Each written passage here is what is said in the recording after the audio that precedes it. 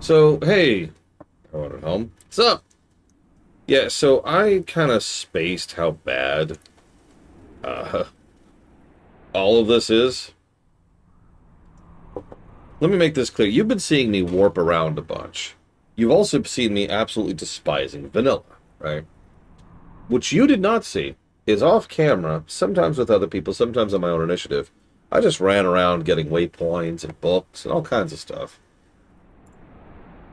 in vanilla, which sucks. And I have no nice way to put that. To try and explain this, for those of you familiar with World of Warcraft, I want you to imagine having to redo BC without Dragonfly. Which shouldn't be hard, because if you are familiar enough to know what any of those words mean, then you've probably already done that, just like I have.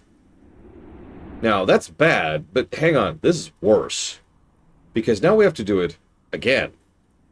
We've already done this. We've already wandered around vanilla. And now we're wandering around vanilla again, except it's somehow worse. Like, the zone design has gotten noticeably worse. I'm going to admit I wasn't what you'd call super impressed with the zone design of Treasures. Promathia was actually fine, I noticed. Promathia didn't have a lot of bad zones. Treasures was awful. But now we're redoing vanilla, except worse. I almost wonder if nobody involved in the development of this game understood what zone design means. It's possible. I haven't reviewed FF12 yet, so I have no idea if FF12 has good or bad zone design, which predates this game, obviously. And most FFs other than 12 don't really have zone design. Because zones barely existed, so... I don't know. Either way, per request, here's a short cutscene. So we walk up and there's an Atomos. For some reason. And then, all of a sudden, it's hovering in the air.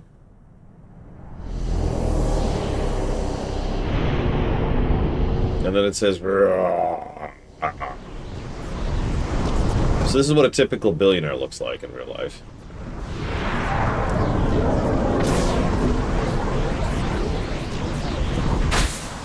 And then it eats us. Or doesn't.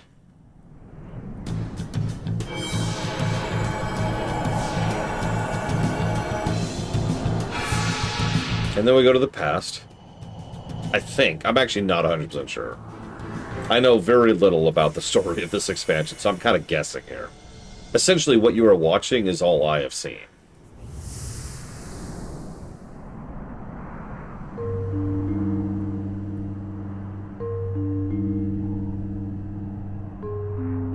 So now we're here.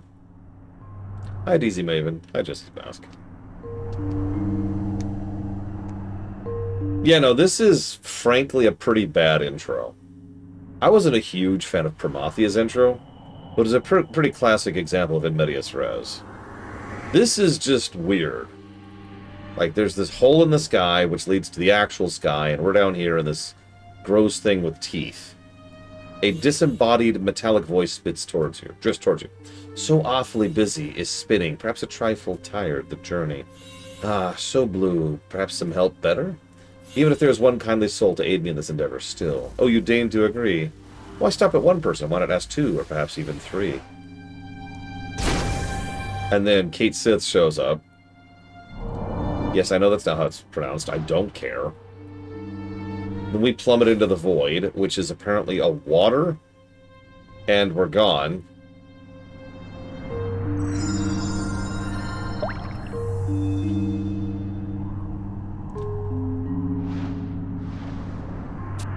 Hello? Was there someone here? Hereabouts? Or am I jumping at shadows? And then the end. And just for forcing me to endure that, you have to listen to this now. Well, I write down some negatives.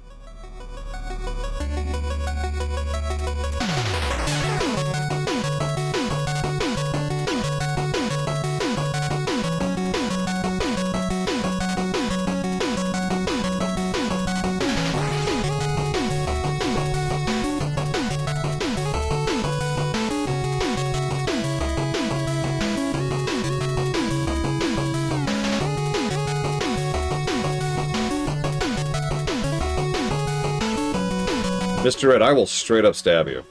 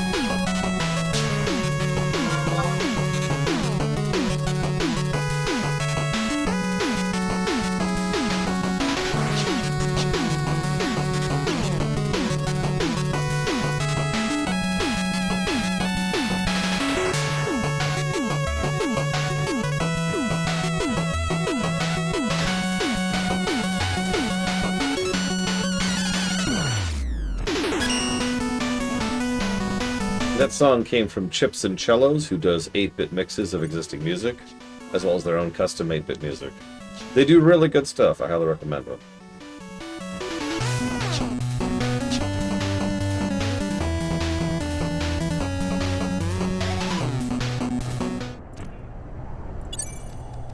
But we should get back to the in-game music now, which is currently playing.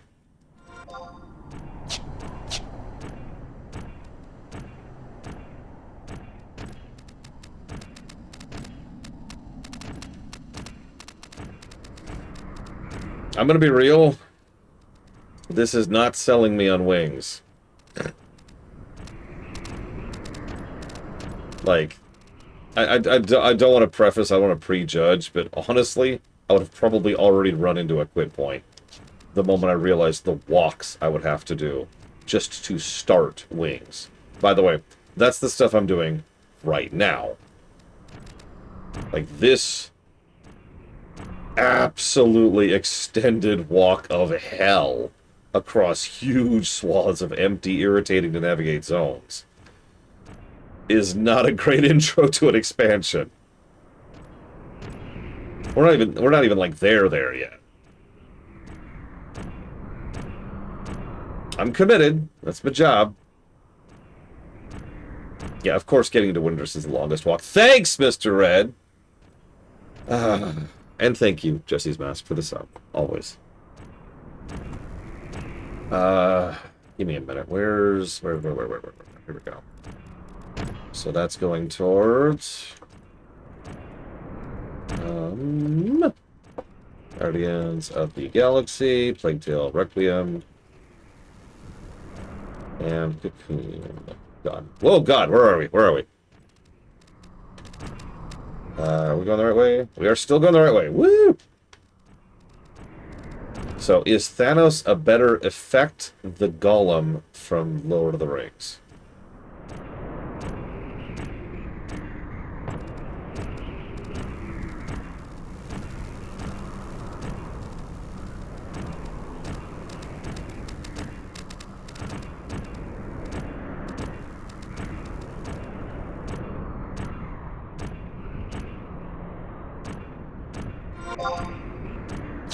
That's a good point. People around here might actually get a Paul McCartney blip joke.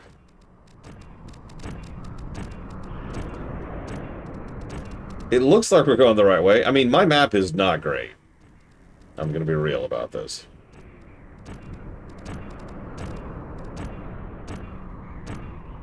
Is the bot down?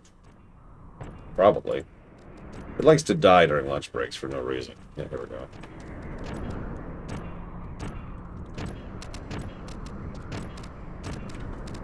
There we go. Bot's back up. So if it wasn't obvious, Elizar, that was a request for clarification. I don't understand what you're asking. What's an effect? What's the Golem from Lord of the Rings, and why is Thanos better than a Golem that's in Lord of the Rings? I don't understand your question at all. If I were to interpret, I would assume you're talking about, is Thanos a better insert something here than Gollum, the character, you know, Smeagol from Lord of the Rings. But I still don't actually know what the connection is between Thanos and Gollum.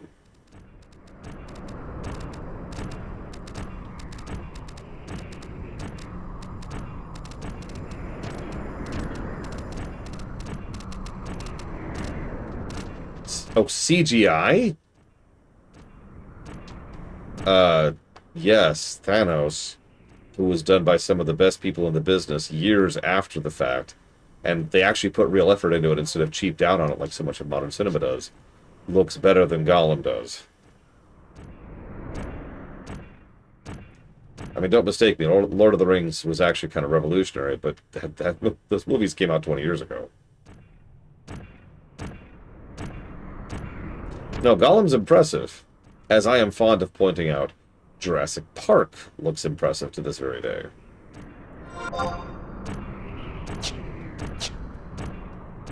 Like, the problem I'm having here is a modern CGI in general looks like crap because it's cheap.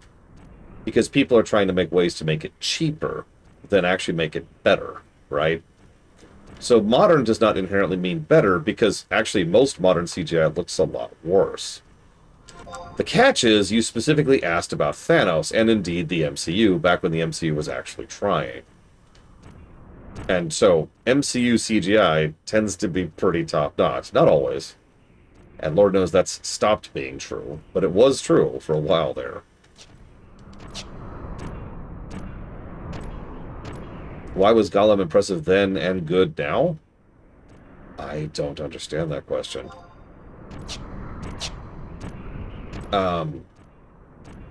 Yeah, exactly, Mr. Red. Like, I don't... Oh, not as good. No, Gollum still looks really good today. Like, really good today. Okay, there's a book here. It looks like Windhurst is over there. Yeah, no, a lot of work and effort and techniques was put into making Gollum work. And, of course, some absolutely phenomenal motion capture, which was being invented at the time. Yeah, I'm with Dakota. Whoever's talking smack on the internet does not know what they're talking about. Gollum looks good now.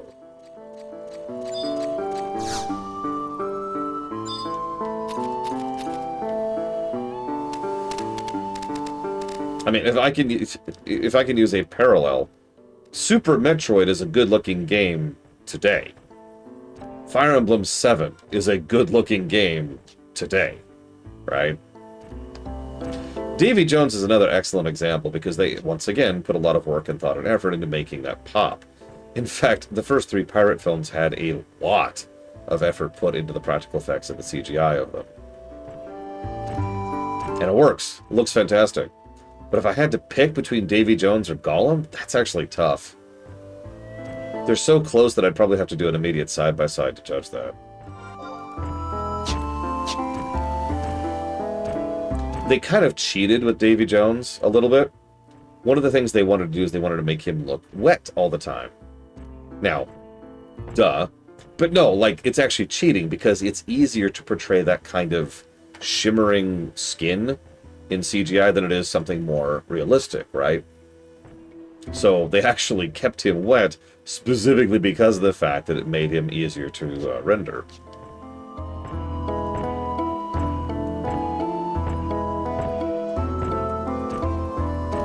Hey, look! It's a wall.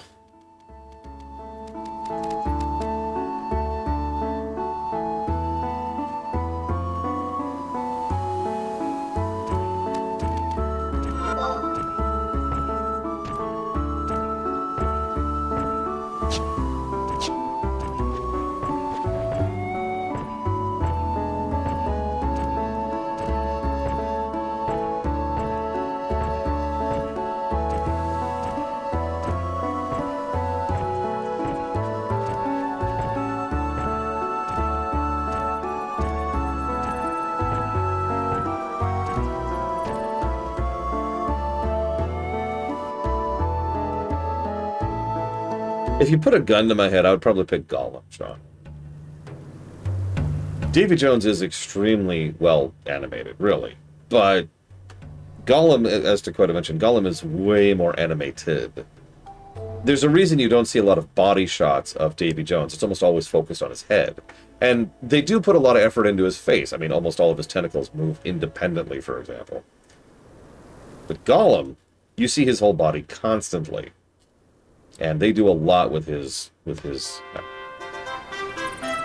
animation, with his body language. We ride for Sarah Mugu. We'll teach us Yaguro to fear Libran war warlocks. No retreat, Haru. No surrender.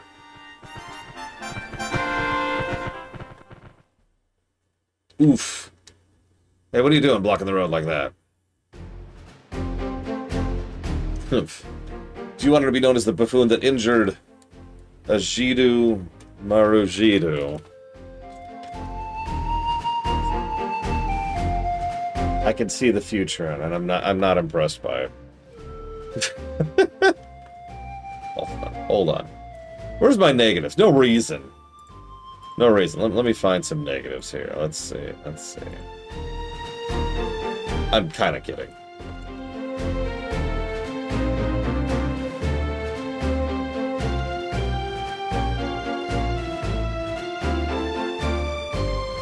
That's true, it's in the past. We haven't killed the gods yet.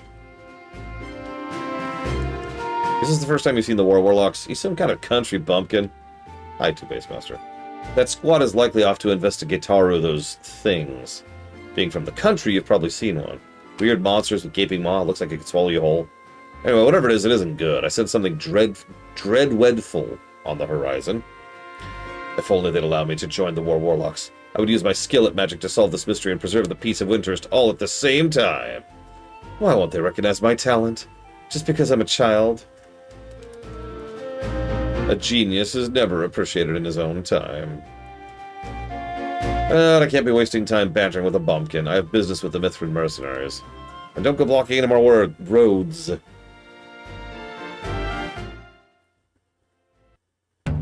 Okay. So we're in Winterst of the past. So first we're going to run around and grab a couple of things.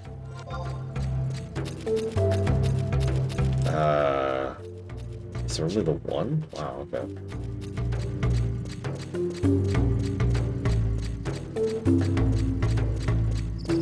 Hang on, what? There's a book, god damn it.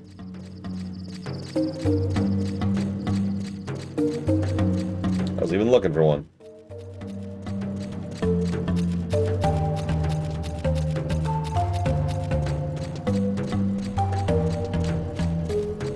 Ah!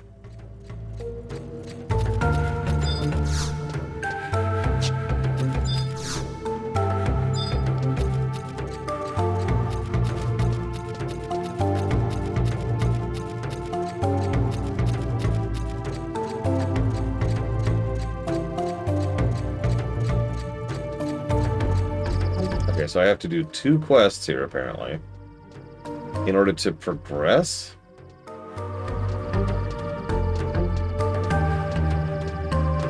I think? God, this guide is weird. I can already tell Wings is another experiment expansion. I can just feel it. I mean, I mentioned how you have to go do vanilla again. Congrats, you have to join one of the 3 nation-states again. And do their story arcs again. Don't worry, it's a different story arc, but like, why are we repeating the greatest hits? Why is this? Where am I going?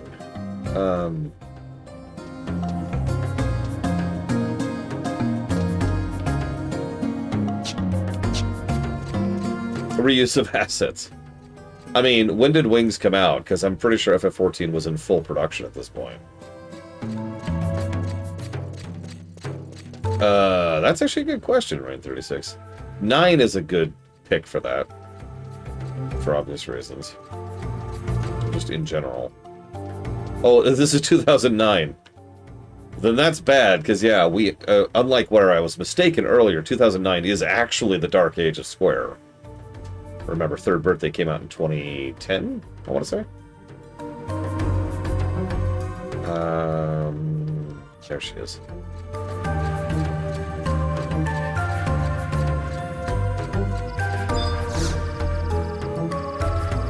Hang on, I gotta look out the window for it. My eye is twitching. That's not a joke, my eye is literally twitching.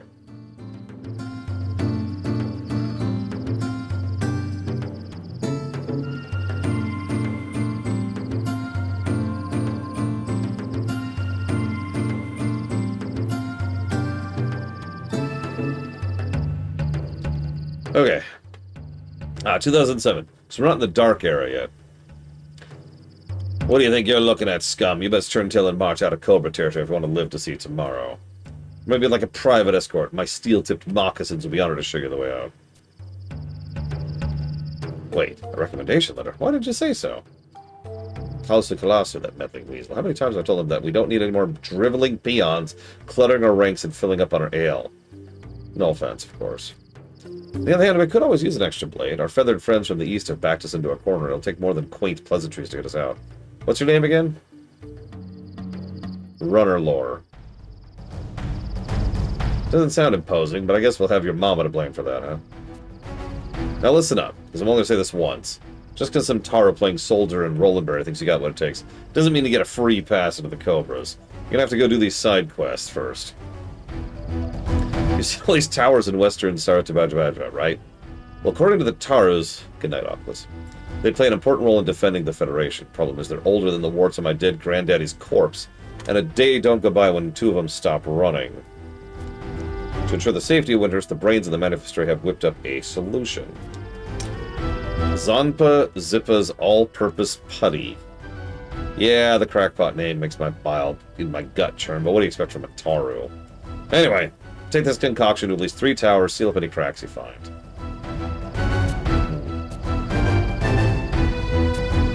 It's not every day a commoner like you gets the opportunity to prove himself to the Cobras. Cool. No, I've said this before. 11 literally was keeping Square Enix afloat. That's not a joke. The amount of money FF11 was making was enormous compared to everything else. And remember, they were kind of hemorrhaging at this point in history. Then FF14 came along, and they've been limping on its back ever since. So what makes good CGI effect nowadays better than good effects in the past?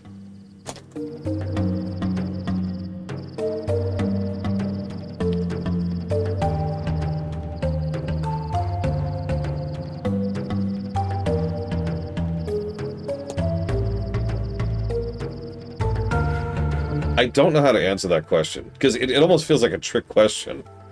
Yeah, for the people who actually bother to make good CGI, the answer is time and money.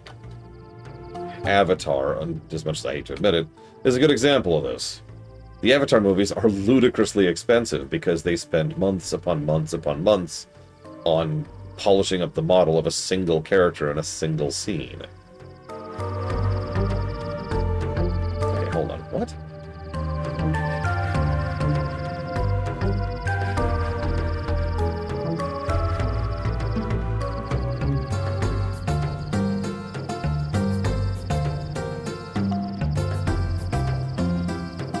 Oh god, I got 3 quests to do. Okay, hang on. How can people tell if something's a bad effect?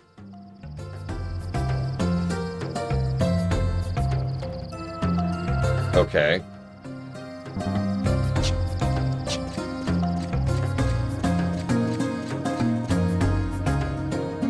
You ever see Toy Story 1?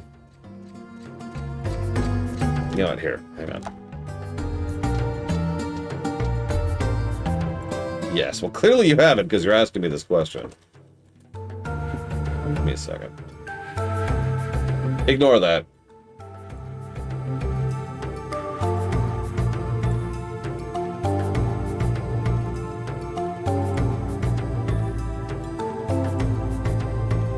Can I give an example of a bad CGI effect? Yeah. Looks like we're going to have to do JPEG instead. That's fine.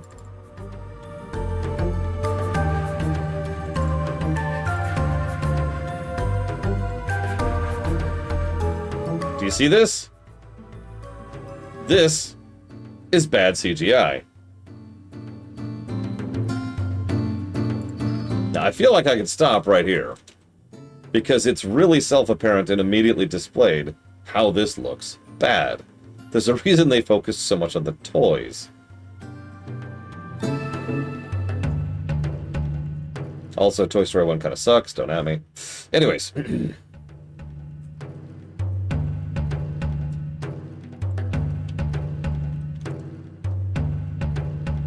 Hang on, I'm trying to find a good shot. You gotta give me a second.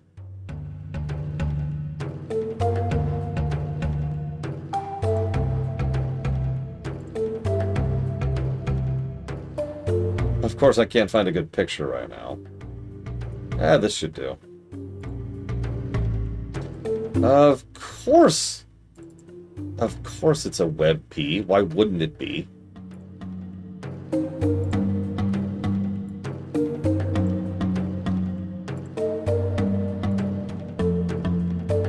Hang on. Frustrating.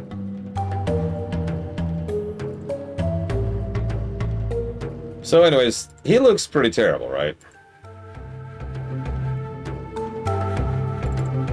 This is literally the next movie. Right here. Immediate comparison point. Now, this isn't great, but the step upwards is enormous. In fact, I've actually used this comparison before. In fact, I've talked about this comparison before. Toy Story 1 to Toy Story 2 is a gigantic jump up in terms of rigging, in terms of subsurface scattering, in terms of utilization of multiple parts on existing objects in order to make them look more fleshed out and believable instead of looking like a singular polygon. Like, if we look back at Sid for a second here, this is really frustrating. There we go. What the hell is happening? Oh my god. If we look back at Sid for a second, his head looks like it's a single piece. It literally looks like a toy, actually. If we scoops forward to him, his ear looks like it's a separate detachable thing. His cheeks look like they actually move. His jowls look like they are separate things. His eyebrows look different. His beards look different. His teeth look different. His nose looks like it's attached there. He looks like a person. Now, again, I don't want to overpraise. By the time we get to something like, say, Toy Story 3, the CGI on the humans have gotten really good. And then Toy Story 4 starts showing off their ludicrous tech that they perfected in the dinosaur movie. I can't think of the name, but that sucks, but the CGI was really good. But the point is, this is just one step forward. Just one. In the same franchise, by the same people. The Good Dinosaur, thank you. It is very easy to spot bad CGI. It is ironically much harder to spot good CGI. Some of the best films of the aughts and the teens were films that used practical effects immediately alongside CGI and used the CGI as a way to try and augment the practical effects in ways that some people thought there was no CGI being used at all. Of course not.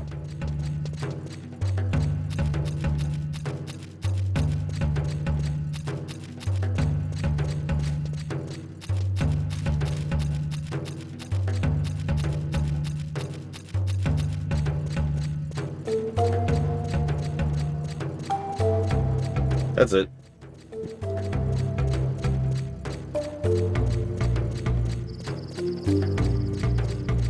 I mean, I could go further back than that. I could use all kinds of other examples, but I felt like Toy Story was a good zoom in, right?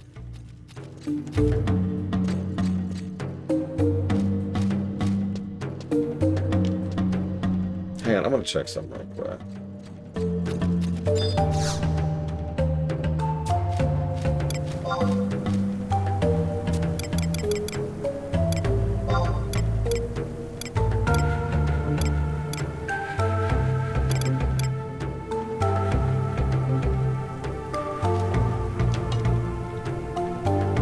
Just one moment, one moment.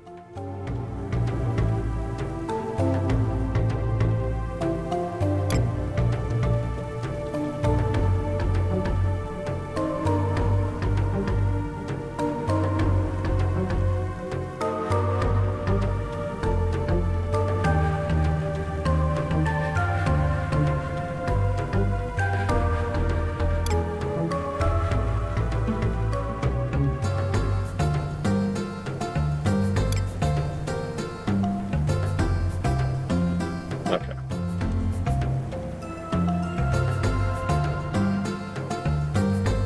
So apparently there's a dinosaur movie that came out in 2000. What was it about? Like, I don't... There's a lot of dinosaur movies. You're going to have to narrow this in a little bit for me.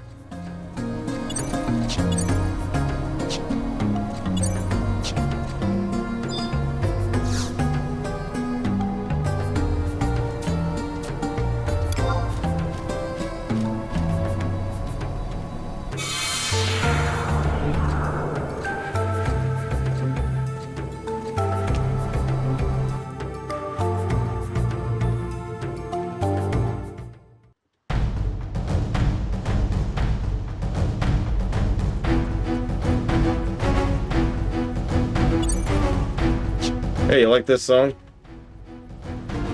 I mean, the older I get, the more I think certain genres and certain types of stories should just be animated.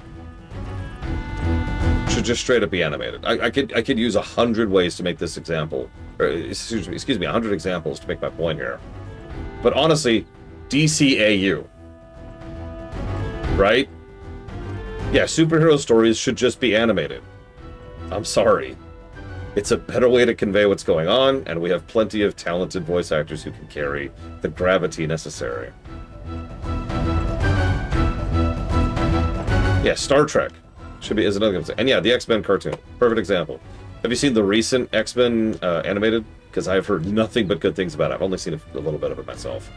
Am I going F4? F4. That's way up there. Of course it is. That's it. X-Men 97. That's the one.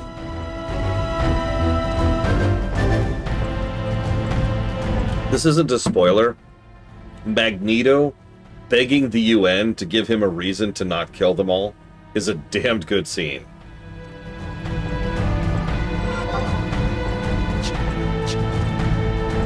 I'm just saying.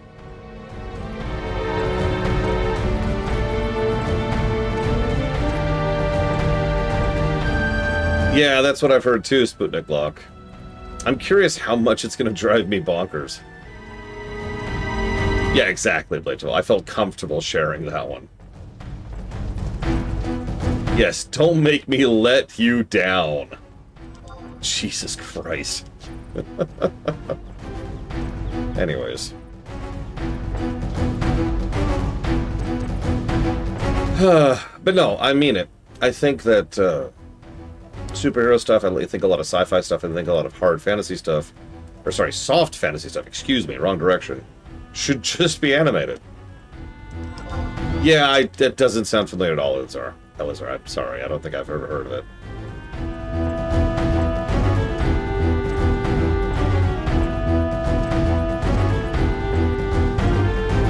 There's a lot of ways to do animation, too. You've got the CGI look, which has been done well and poorly, sometimes in the same show. Seriously, do yourself a favor, look at the first episode of Clone Wars sometime, and then look at Clone Wars Season 7. Anything in Clone Wars Season 7. Night and freaking day.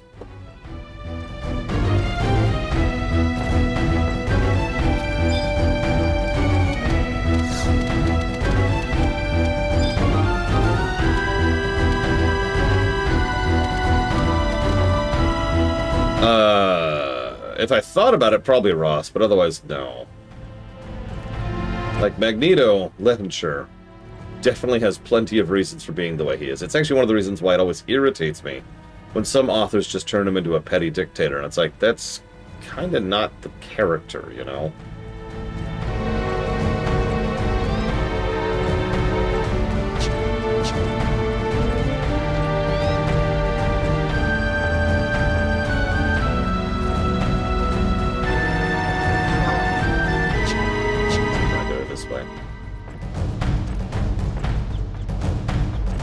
So, I'm going to assume, since I don't know the name, you're talking about the animated films from, I think that was the 80s?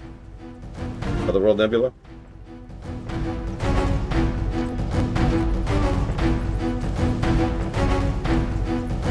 So, in total contrast to what I just said, I don't like those at all. I think that's just a personal preference thing. I don't think they're bad. I just don't care for it. Having said that, did someone just kill my bot again? Jesus Christ, people. Having said that, one thing I will always give those animated flicks a lot of credit is that they are ludicrously detailed. Like, you can tell the artists spent entirely too much time killing their hands on a lot of those scenes.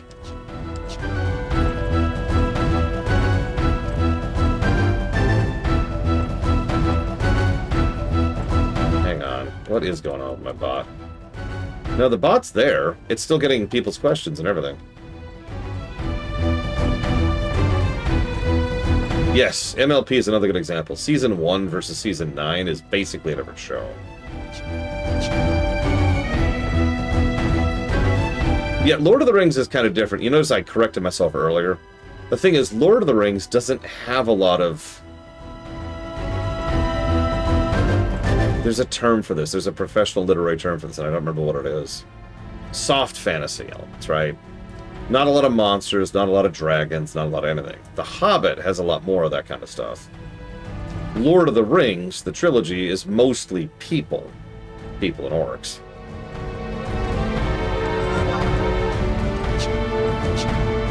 And, you know, when someone uses magic, it's a big deal, as opposed to every scene the wizard's in, right? Since so much of Lord of the Rings is about the human drama, the live action works, I think. And of course, the Peter Jackson films were absolutely bonkers to the point of insane when it comes to set design and costume design.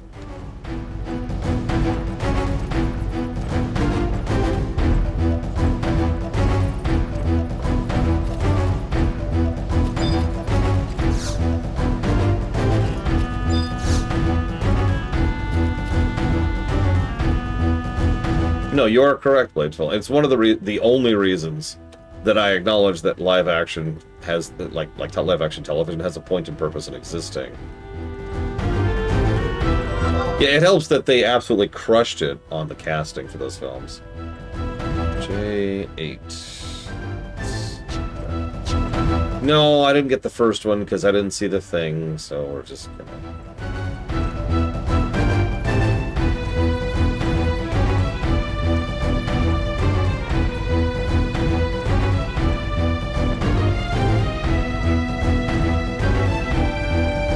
If I could get a cat tattoo, what would it be? Oh, jeez, I don't know. Probably the Imperial symbol. Straight down my face. I'm kidding. I don't know where I'd put it. Arm, maybe? I can see that working. Maybe back of the hand, something like that.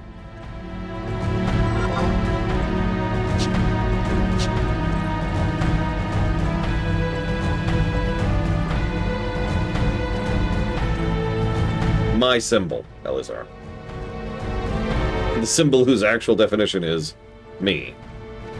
It's what I use as the logo for my show.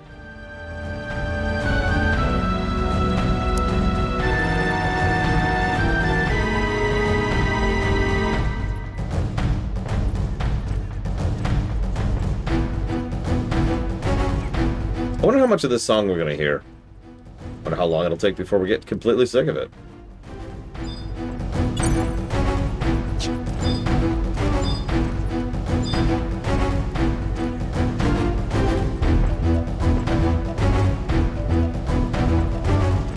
I'm actually already sick of it too, for what it's worth. And I haven't heard it a bunch like you guys have. There, okay.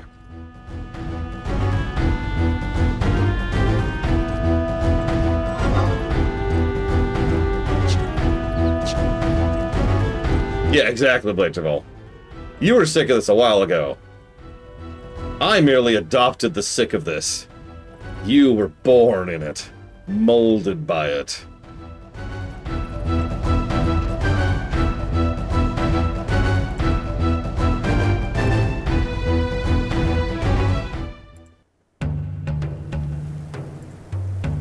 Now I have to do these two quests.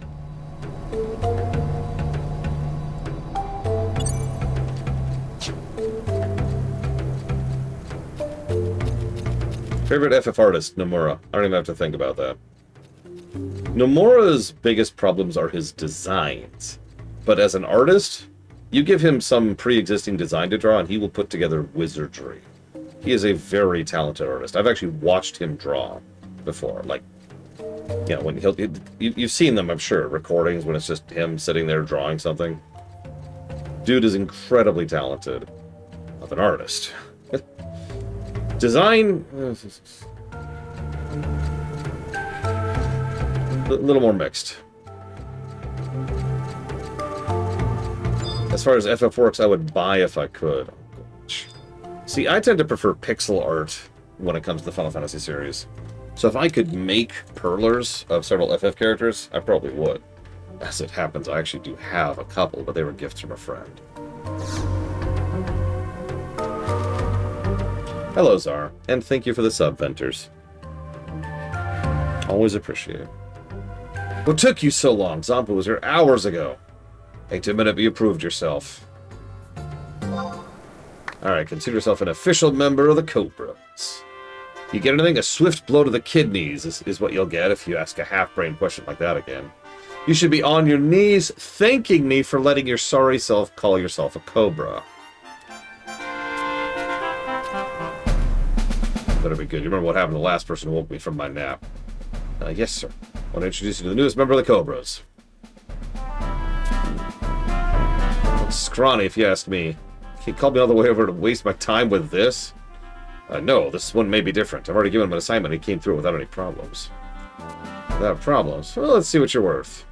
That goes for you, too. Your tail is riding on his performance. What are you looking at? Get eager to get to work, huh? Well, you're looking at the wrong girl. See that tar over there? Ask him. I have more important things to do than babysitting new recruits. Try not to get yourself smeared under the orcish war machines. Yeah, I was gonna say, I like how we're already repeating the "you're nobody and worthless and we hate you" beat. Can we stop doing that for 5 seconds? Tweak it into R, Shining Force, and Triangle Strategy. Done. Thank you again, Venters. Okay,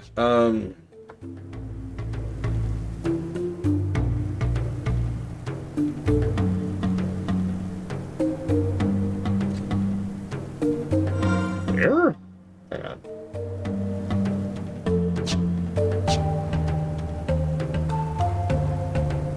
Again, I don't necessarily mind this, depending on how long we spend in it. I decided to do some math off camera. We spent about 2/3 of treasures being spit upon. And that's why it bothered me so much, because it dragged. It's like, God, I get it, I'm worthless, moving on. I'm gonna make me a pretty coat out of Yagudo feathers. Pluck, pluck, pluckety pluck. Ooh, rich, my goodness. Wait, seriously, Wings didn't give good gear? Jesus Christ. Welcome to Windurst. I sure hope so, Mr. Red. Can't wait to try my hand at some of the fishing you got here. Gyo snagged a megalodon from the deck of the ship. Took her 3 good wallops before it quieted down. Sounds like you had an exciting trip. It's the boss! So you're Rum Amigo. I've heard tales of your ferocity. Now, no need for flattery. We're glad to have you aboard.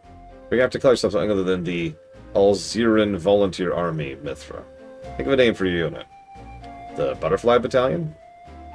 You're trying to get kill the Yagudo with fits of laughter? It should be the Terrible Tigresses. Isn't that kind of... Oh, there's no changing your mind. Right, Terrible Tigresses it is. Oh my god, say that 5 times fast. Welcome to Windhurst. As you can see, the city was recently invaded by the Yagudo Thea military. They aren't here for tea and crumpets. The federal forces have the war warlocks for this thing, but they aren't exactly intimidating. That's where we come in. Cobra Unit and Anaconda Unit have been fighting over protecting the outskirts of the city. You girls have just arrived, so you can tag along with us until you get your bearings. And just so you know, the Cobras are the toughest, meanest soldiers in the mercenaries. Play with us, play with poison. Just the way I like it. Show these beastmen how the Mithra crush their enemies. With pleasure. And they accidentally impale each other and they all die. Are you a Rob Amigo of the Cobra Unit? Probably, Dakota. I am Ajito Morujito. I'm playing games here, kid. Kid? You think me some bratty child? The Mithra mercenaries are as blind as the rest. Want to keep that tongue, brat? Enough! Aren't you the minister's son? I'm not fond of ministry types. My father has nothing to do with this. I came on my own agenda. I have news. The Yagudo are planning something at Fort Karugo Narugo. This is some brat's prank, boss. It's exactly how the warlocks responded. But I've seen with my own eyes, great big Yagudo flying through the air. I was observing the comet from the roof when I noticed feathered beastmen soaring towards Narugo. You gotta be kidding me. And that's what I found. Oh, where is it? Aren't you the roadblock from earlier? Yeah, did you mean this feather? Yes, thank you. This fell from the sky. Take a close look. I've never seen anything like this. Is this a Yagudo feather? Now that I think about it, boss, there was a report from the squad stationed in the Marifitad Mountains. It cited some real menacing-looking Yagudo, downright frightening, apparently. They disappeared in the flicker of the eye, so most took them to be birdmen illusions. I didn't think it was worth mentioning, until now. Neglected to inform me of a potential threat. I'll meet out your punishment later. Sorry, boss. You ladies ready to move out? Tired of being cramped up in that ship so long? Time to see if my blades have rusted in the sea air. Assemble your unit. Get moving. We'll join you after relaying this news to the Anacondas. Hey there, Lore Runner, isn't it? Stop staring into space. Get your kit ready. Wish I could go with them. Gina Marijo, I found you. Professor Koromoro skipped out Scoutarino on my class for the last lostily time. I was just right around the corner. I was coming right back. I've had enough of rough of your excuses. No more nice diddly ice guy. I've done diddly decided. You're to stay a Reno in your room until you've learned doodly earned some respect-a-roo. Mr. Ed, I want you to know that I hate you. I want you to know that somewhere deep within my frozen heart of death is one tiny little burning diamond compressed down from the coal that was the hatred I feel for you. Exactamundo. Now come with me. Roadblock, I need your help. Have you seen a star fruit before? I've buried one in the west place. I want you to bring it up. Big to school. If anything hif-diddly happened to you, who knows what Zampa would doodly do or say-a-roo to me. No, this is a crime against Taru. Free thinking.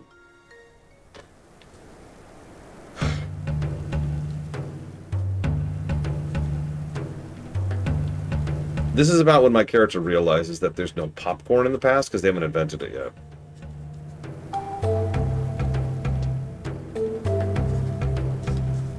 Hi, Mr. Floyd. I have not played 6th edition, no. In fact, I've kind of walked away from D&D altogether after Wizards just kind of got worse and worse and worse and worse and worse. And besides, I kind of prefer to run my own rule set anyways.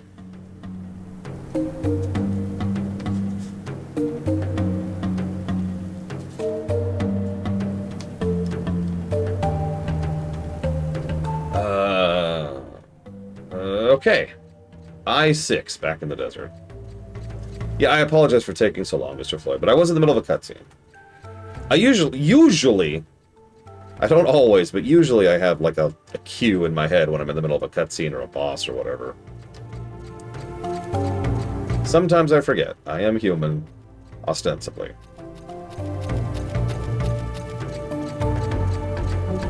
That's right, Bragwin, you've played one of the more modern versions of my rule set, where I screwed with the skills and tried to refine the magic system. Sis and I actually sat down and actually hammered out one night just an entire mechanical rule set for the magic that also fit in lore. I'm really happy with what we did, but I haven't sat down and put pen to paper to explain it to other people yet, because it mostly just makes sense in my head.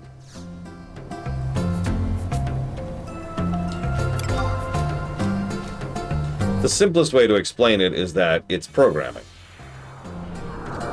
Fire, single target, long range, right? Combine, combine, combine, fireball, or firebolt, excuse me. Now, we've come up with a few ways to make that more parsable from a game perspective, so you don't spend forever putting together words. But from a lore perspective, most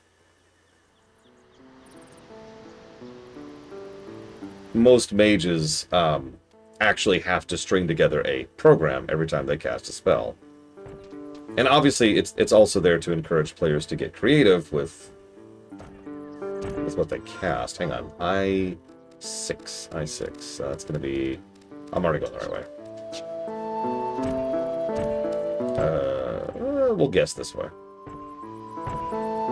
So what FF characters do I like that annoy other people? I'm actually with you on both Yuffie and Aiko. I happen to like both of those characters. But, let's see. A character I like that annoys other people. I suppose Squall is the easy answer. We talked about that earlier, right? But admittedly, part of my enjoyment of Squall comes from having studied the Japanese script for that game. And that's kind of cheating. So let me chew on that for a minute.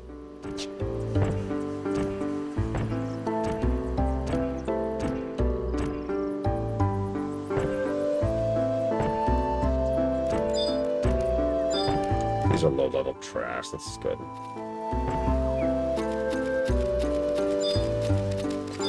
But now it's peeing and pooping its pants at the same time, Mr. Red.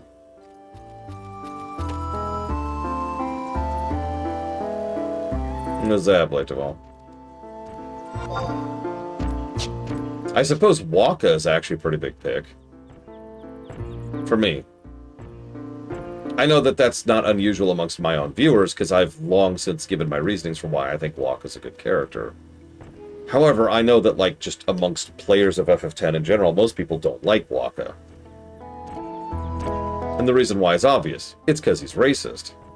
Or at least he starts off racist. I happen to like Waka because, A, he's a bro. B, he has an entire character arc of getting out of being racist. And C, he's just kind of legit when he finally starts really going through his arc. One of my favorite lines in all of FF10 is Waka's. I forget the exact wording, but it's something along the lines of, they treated us like chumps. And it's such a simple line, but the way he says it and the context, they treat us like dirt. That's it, right there. The way he says it, you can just feel the weight of a lifetime of living under religious oppression just peeking out in the way he says that, you know? And just kind of accepting that he was wrong. I like Waka. Yeah, the fact that it's Joe DiMaggio kind of helps. Or John DiMaggio, whatever his damn name is. They had an all-star cast, they just didn't know what they were doing with it. Where am I going? Oh, way over there, okay.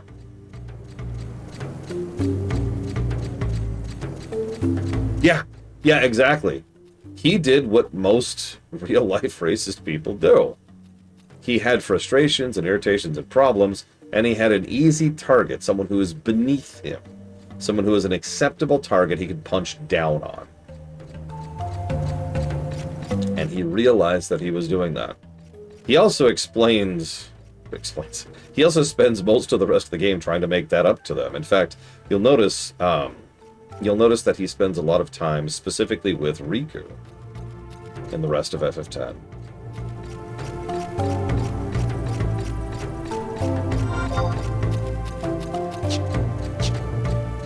But anyways, I'm getting off topic. I know one person who likes Hope. To be clear, that is not me.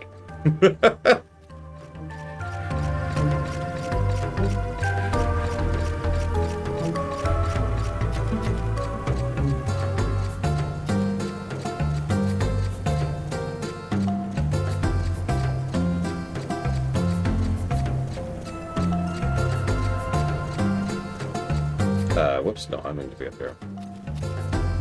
I mean, Lulu's an exposition bot with boobs. That's it.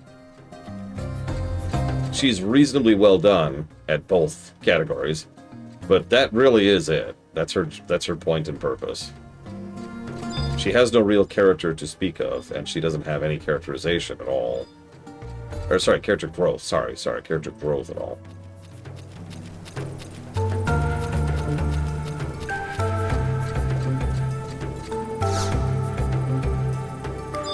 Really?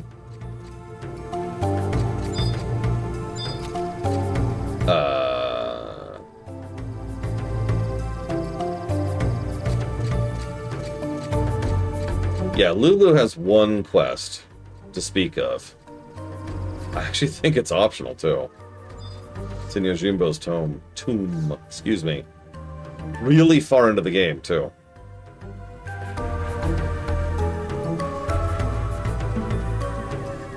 Oh my god, this dialogue. Now, where, Arino, have I seen you fiddly before? You want Daru to speak with Ajita Marujita? He's finally returned to his studies.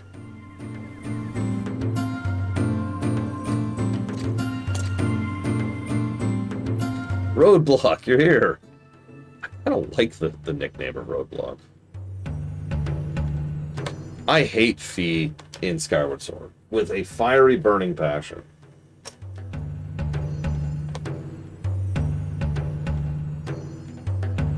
So anyways, here's your stupid fruit. Excellent. You have this along with my things. Now everything is falling into place.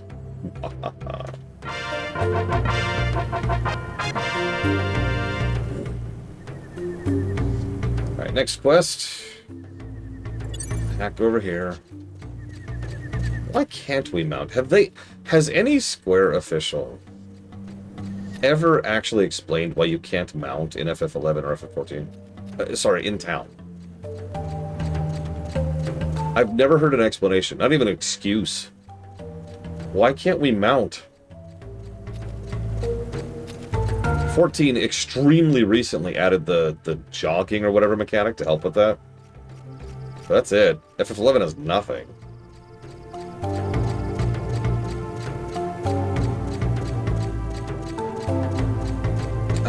Let's see, is there any other annoying FF characters that I actually like?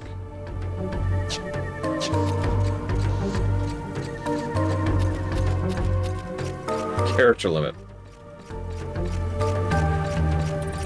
Man.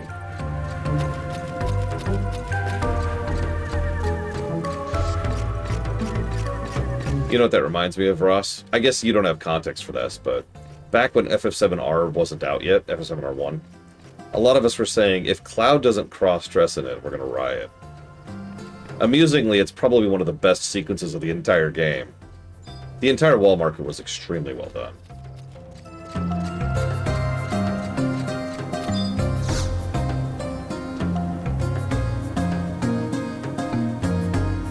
So, look, Cobras are in an uproar.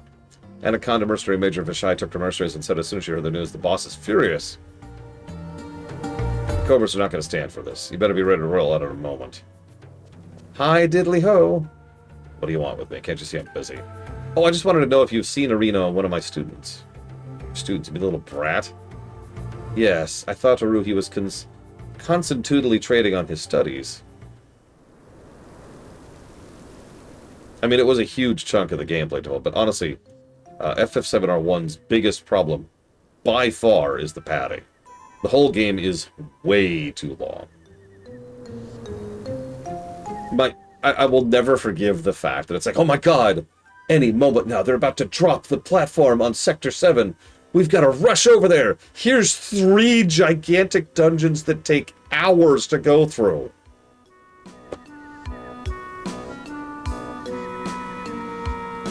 The whole game has a padding issue, but that sequence alone was just ridiculous. Super diddly duper. Good to see you practicing your spell drill arenas. Why doodly don't you take a break, Arun? Have some tea. Holy, meteor.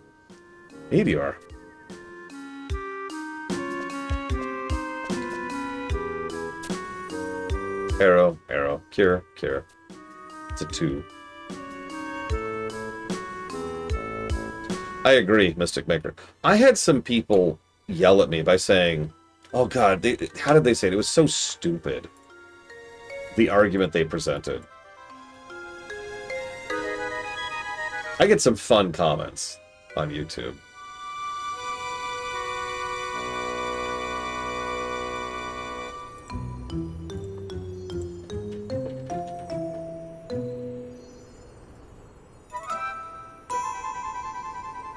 See if I can find it quickly. If I can't, I'll give up on this immediately. Oh, hang on.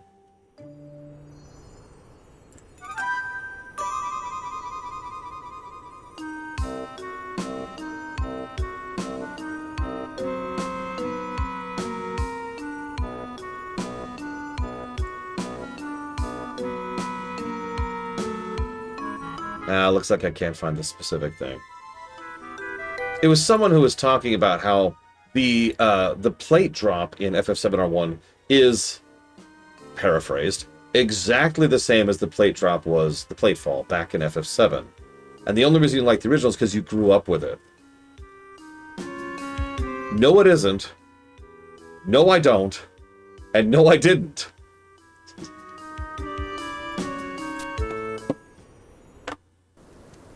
I've seen that argument constantly. It really frustrates me. Yeah, I was already... Hang on, FF7... So by the time I played FF7, I already had a job. Like, I'm sorry, what?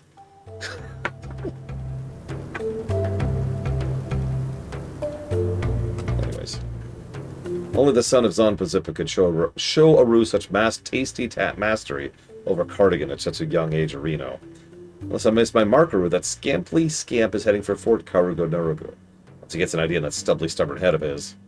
You must go and drag that boy back by the scruffy scruff of his neck, Areno. What can you say to that? Even if he's a brat, can't leave him to the mercy of the Birdman.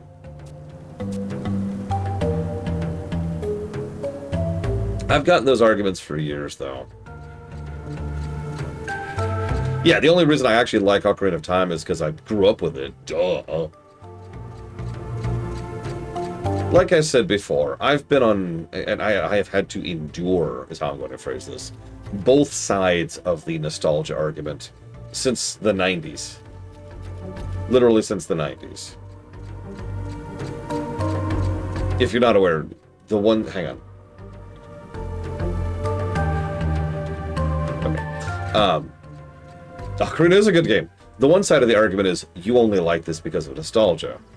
The other side of that argument is, liking something because of nostalgia is unacceptable.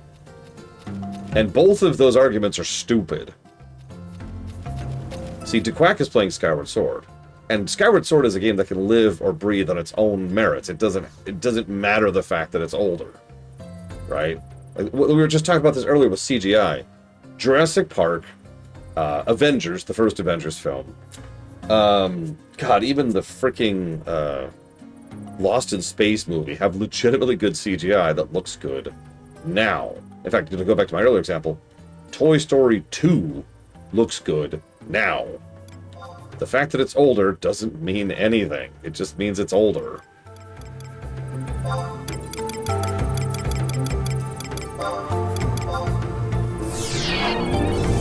And yeah, I remember, Ross.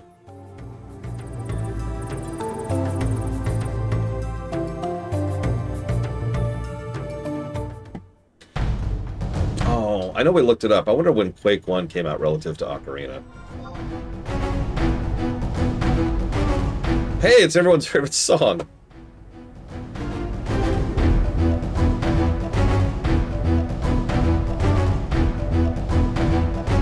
I need to get to F8, apparently. Where the hell? Okay, I see where that is. I see where that is.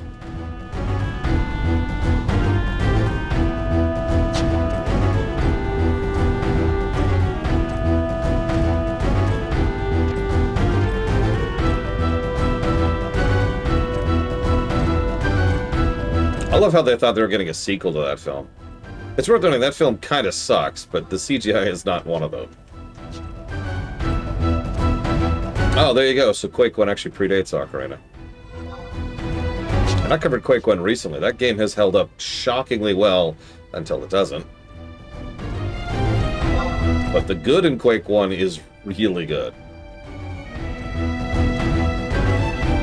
But I think part of the problem is younger people don't have much of their own culture as previous generations. Everything is remake or past media is better. No, I think I get where you're going with on that. It is a legitimate issue and problem.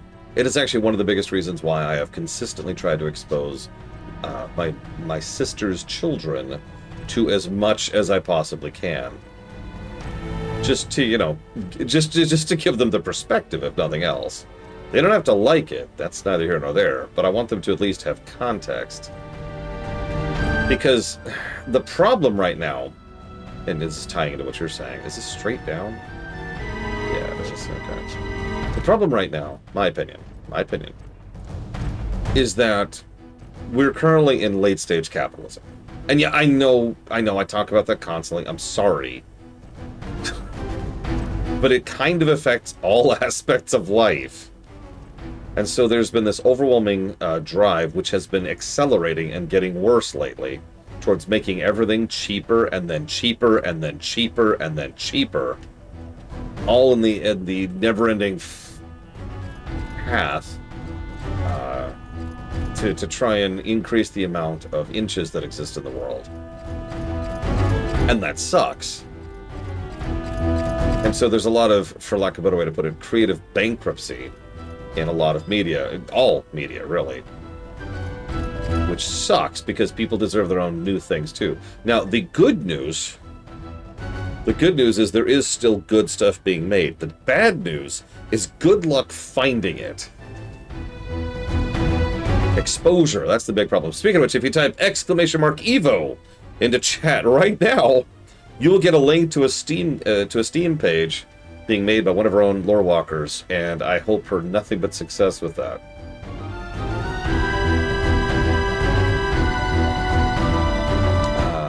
What am I doing? I ate. Where the hell is that? It's over there.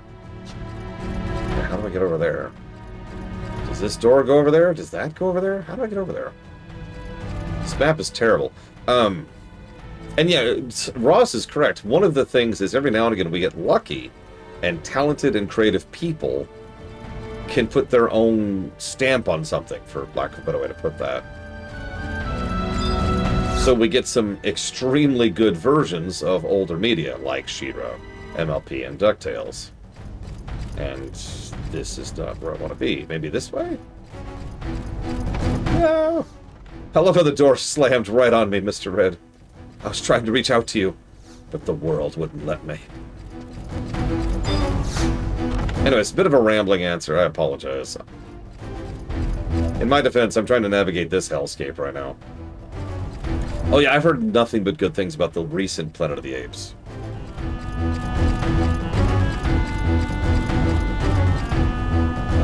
That's a lot of enemies. Where am I going? I-8. Which means pretty much straight south. Who am I looking for? That guy over there. Okay. My chat used to troll me a lot more than they do nowadays. Not regulars, I'd get drive-bys.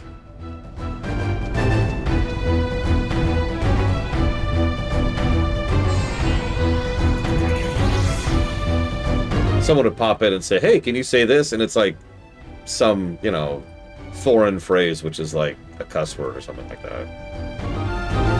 Oh, you mean the kid who just showed up? Be the kid's guardian. You should keep a closer eye on him. Who let a child wander in a place like this? He was trying to take a wander outside the walls of the fort. Now leave the fortress back to the main map and go back to I-9? Where could they be hiding?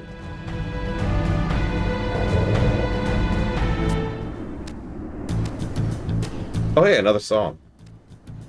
I didn't think they existed. Just a coral, weak against earth as I recall. I should be able to...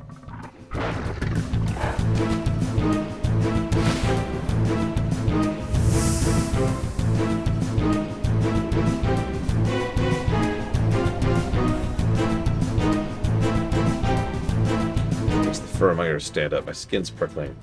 Since those things showed up, all sorts of strange... Enough chatter. Bring the birdman down. Hey, I was the one who told you about this attack. Don't you think just assume command and steal the cobra's prey? Well, relax. At least now the tigresses are able to join the fun. You ready, ladies? No retreat. Press the attack or die in the attempt. Show them the dreadful fangs of the Mithra. Harden your hearts. Show no mercy. Yeah. We're the good guys, right? Right? Okay, cool. Okay, how do I get out of here? I guess just where I came from, since I don't really know how to navigate this place. So we're just going to go back where I just came from.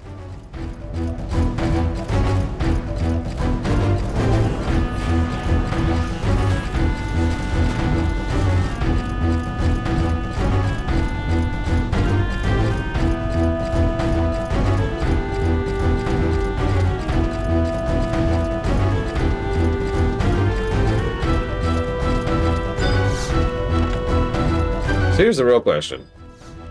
Do you think the music problem that we're facing right now was oversight? You know, a mistake, in other words. Deliberate, or a bug?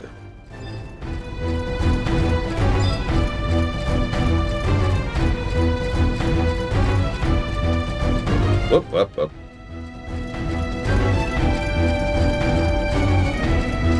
Is this it? Oh god, how do I get out of here? Is this it?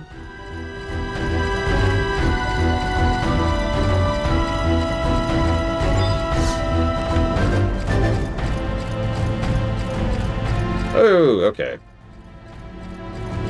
No, I know what's causing it. My point is... it sucks. That's my point.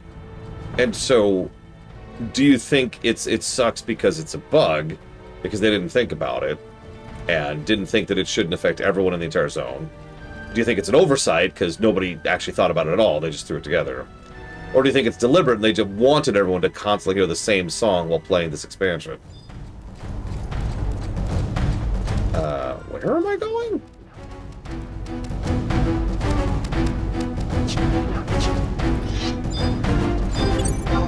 I can't even remember the last time I met a grammar Nazi. I still haven't re-equipped my weapons. I should probably do that.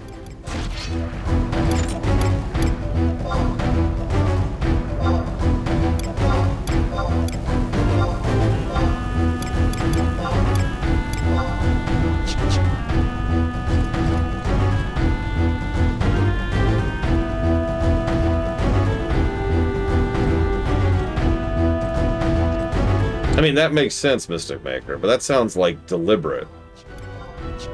Which would fit the creators of FF11. No offense to this game, but I've noticed that the developers of FF11 seem to have what I can only refer to as legitimate ire for their player base. Like, a malevolence that could be seen as simply trolling or teasing, but is kind of hard not to take personally. Yeah, actually, Takoido. It's a perfect example. Yoko Taro.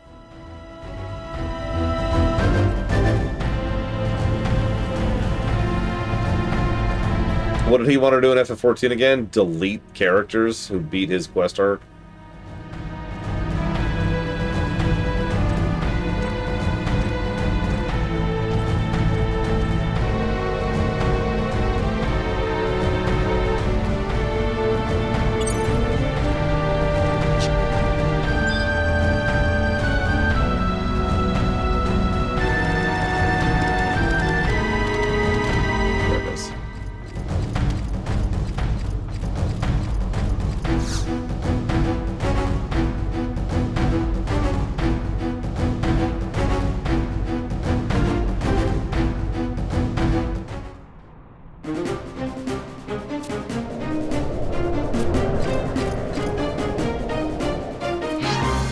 Hey, who asked for your help?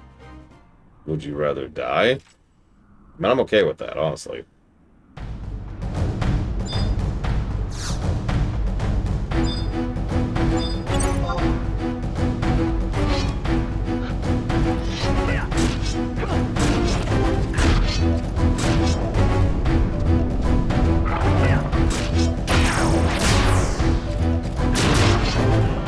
Goddamn lynxes.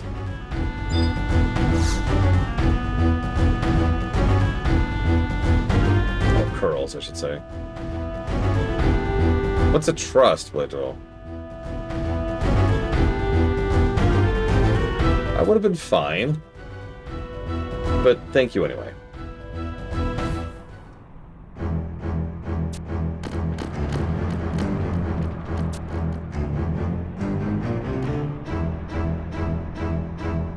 It's them, the beastmen I saw.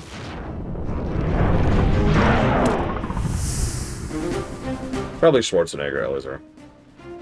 Don't do anything stupid. Your little legs are shaking. Hey, your battle has brought the birdmen out of hiding. Excellent work. What the hell is that? Taurus. I read about them in the library. I fought some nasty critters in my time, but these creatures...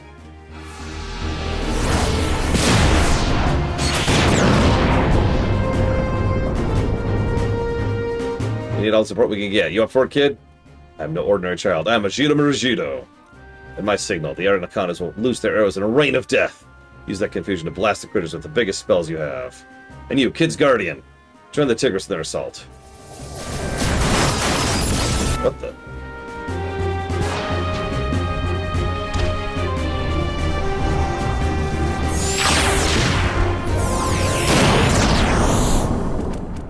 Everything fine, Kenexco? The Scorpion Warlocks were pinned down elsewhere, so I decided to come myself. It appears you had the situation in hand. I apologize for the late arrival. I am Warlock Warlord. You have my thanks, Mithra Mercenaries. Your presence here has blunted what may have otherwise been a surprise slaughter. Cobra Mercenary Major Roma Migo. Anaconda Mercenary Major Prija Vishai. We appreciate the help. Don't forget the terrible Tigresses. The Federation of Windhurst welcomes our friends from across the sea. But this attack, cunning even for the birdmen. What's with him? We're done here. Take the child back to Windhurst. The Anacondas will look on at her sisters in Merifatad. Squawk! You be seeing? As me being told, this information comes in useful. Whoop. Hoot, hoot, hoot, hoot. When Harbinger cometh, the champions of the dawn shall descend. The prophecy! Hang on, take a drink. And what of the wings of the goddess? Excuse me. The wings that illuminate the darkness.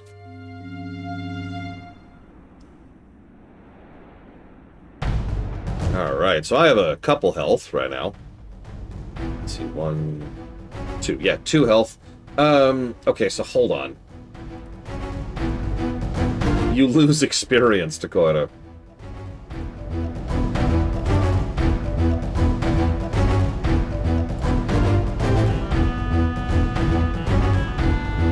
Okay, so I need to...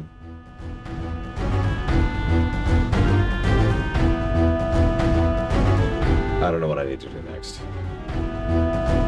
Hang on a second.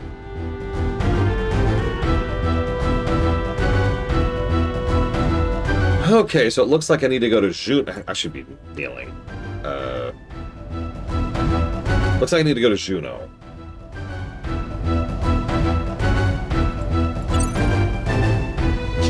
Hang on.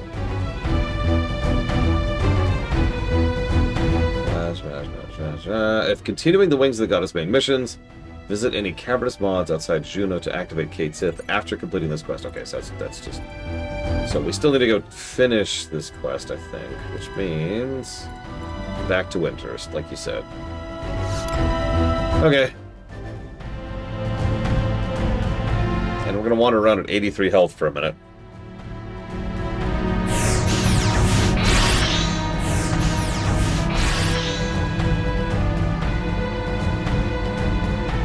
Best part is I'm pretty sure I'm going to have to walk to Juno. in the past. Screw me.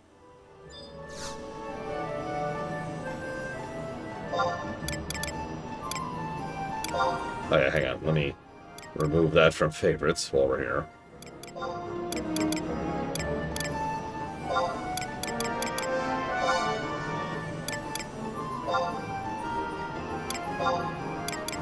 Hey, Game Geek. That would be funny, Mr. Red. Very, very funny. Now I want you to hold still. I'm going to very slowly slide this dagger into your face. It's going to be really slow. Don't worry, you're all tied down, so you can't resist. So just enjoy the sensation of this very slowly splitting your skin open.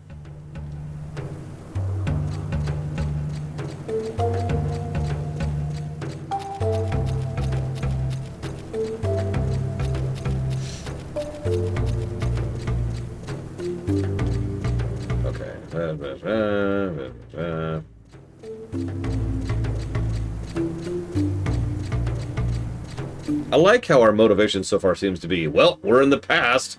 Guess we'll help in the war against the Shadow Lord.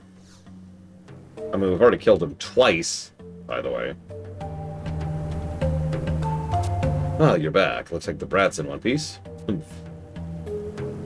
I saw you fight at the fort. Yeah, you sure know how to handle yourself. All the Cobras are talking about it. Things seem to have escalated since the Warlock Warlord got involved. After we returned to Windhurst, the boss was summoned to Heaven's Tower.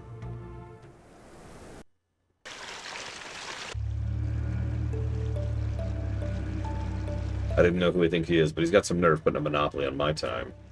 Knock it off, Roma. Ah, you're both here. I apologize for monopolizing your time. The reason I ask for your counsel is regarding this the practically separate movements of the War Warlocks and the Mithra Mercenaries. This incident has convinced me of the need for a higher level of cooperation. Yes, I thought to suggest the same thing. There's more we could accomplish if we coordinate. There are more units arriving from the south every day, and we need organization to take full advantage of our strength.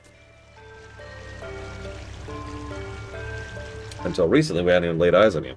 How anyone can be trusted? Just as your War Warlocks have their way of doing things, the Mithra have their own style of battle. We are not here as your pet attack cats. I expected you to voice such doubts. I believe an audience with the Star Sibyl is in order. Hey, Star Sibyl, is Fenrir dead yet? What? Okay, never mind.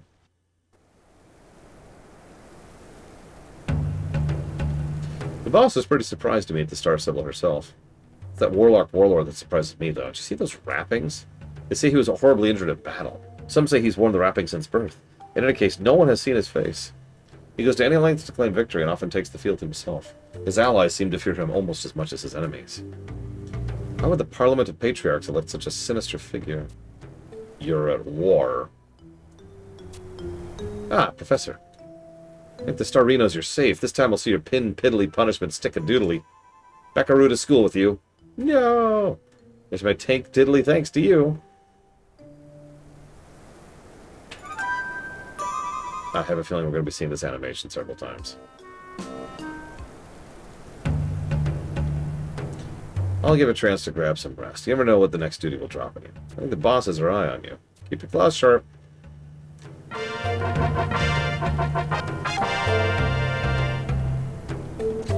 Well, I was reading up on it, and apparently we just need to use a cavernous maw. If we have a present one, we could just use that. But I was wondering if there's one we could unlock in the past that would be worthwhile.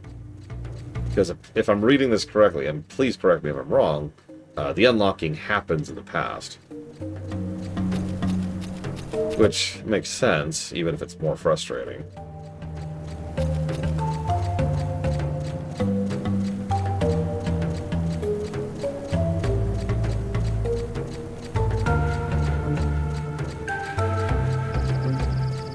See if there's a list of these things. Here we go. There is actually one in West Sarasek, blah, blah, blah, blah. Yeah, I don't know what it'll be useful either. I have no idea what I'm doing. Let me do this really quick. There we go. I feel much better.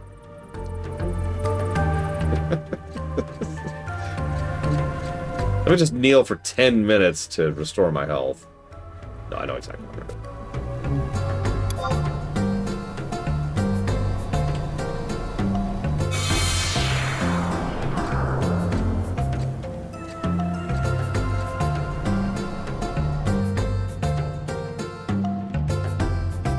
I do have a healer trust.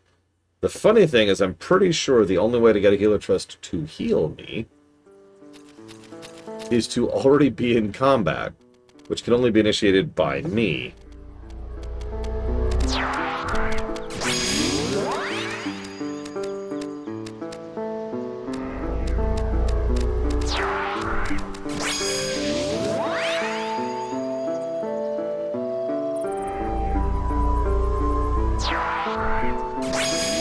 So I actually have an idea.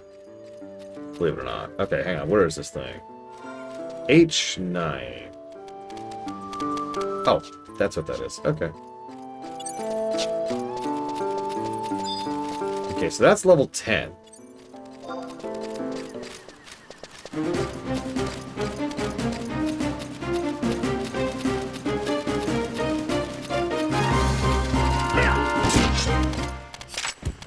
Nope, wasn't enough. I was wondering if their script would activate before it deactivated. That's a shame.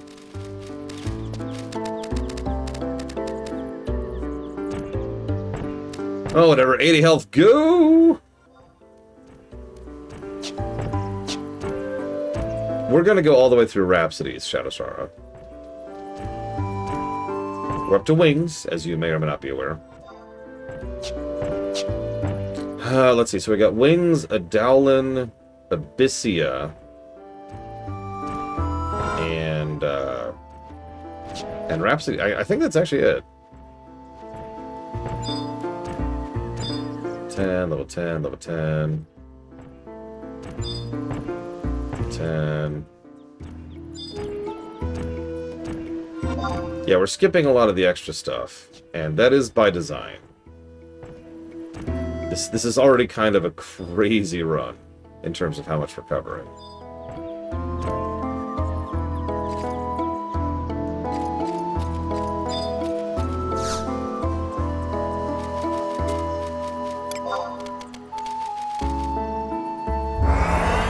Voracious Resurgence. What is that? If you don't mind sharing.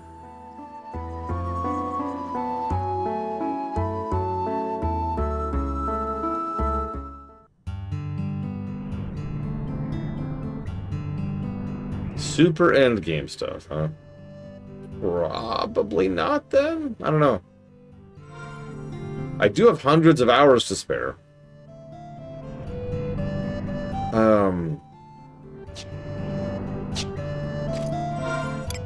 Let's see, what is my overall gear? Oh, it doesn't tell me, does it? Oh, no, it does right there, 119. Okay. Oh, Jesus, Bladewell. Yeah, you have better gear than I do. Okay, so let's put this down here. Where am I going? Give me a sec, give me a sec. Click any of the cavernous maws outside Juno in the past, or any maw in the present you've already activated. Okay, so hey Nordabe, hypothetically this would work. If it doesn't, we'll go to Juno.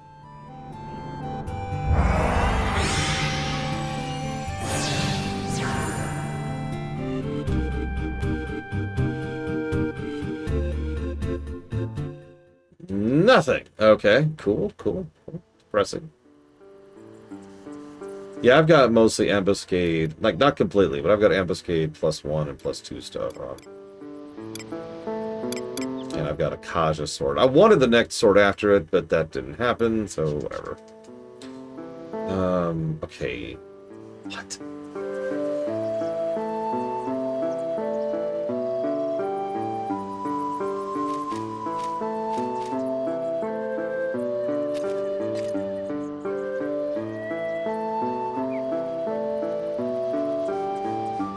Okay, hold up.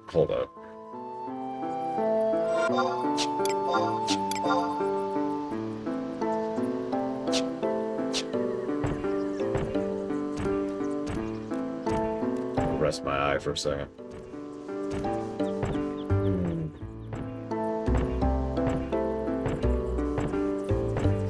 I meant what I said. My eye's been twitching a lot today. Let's look outside for a second.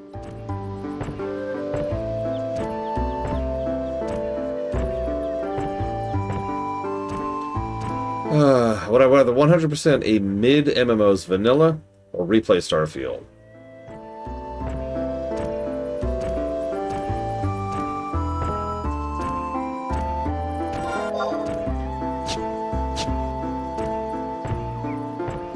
So, problem there is that Starfield literally broke my hard drive. So, if we magically walk around that, or I get a burner drive, or hard drive prices stop being ludicrous, then I'd take Starfield.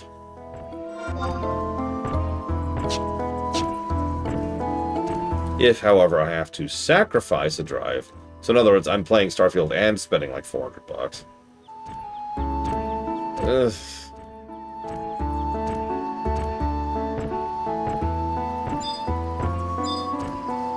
Hold up, that's a level 50. This is it. This is it. Oh, I don't have any of my people. Hang on, let me get my people out.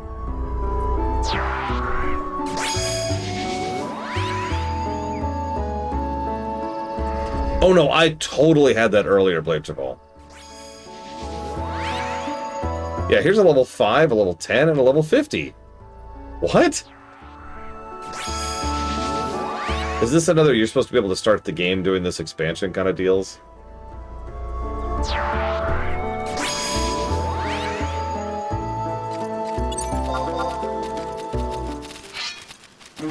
Alright, heal me.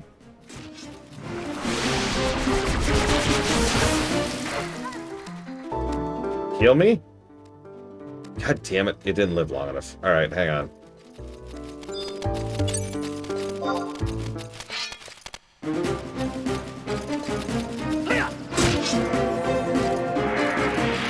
Hey, here's some heals. Hey! Okay.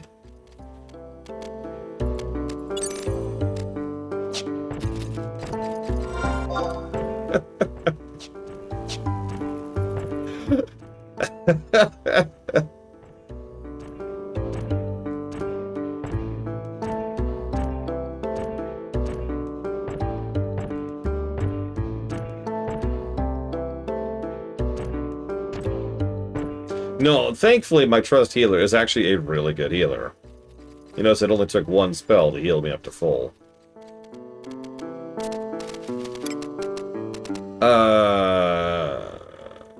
So hang on. I am going to go to East Ronfair, okay? In the past. Obviously, it's all in the past. Which I happen to already have the book for, because I've already been through there. And I'm supposed to enter Southern Sandoria from East Ronfair, which may have something happen. Emphasis on maybe.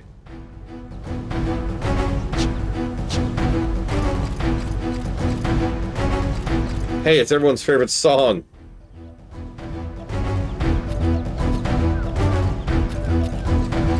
Hello? Game? Hello? There we go.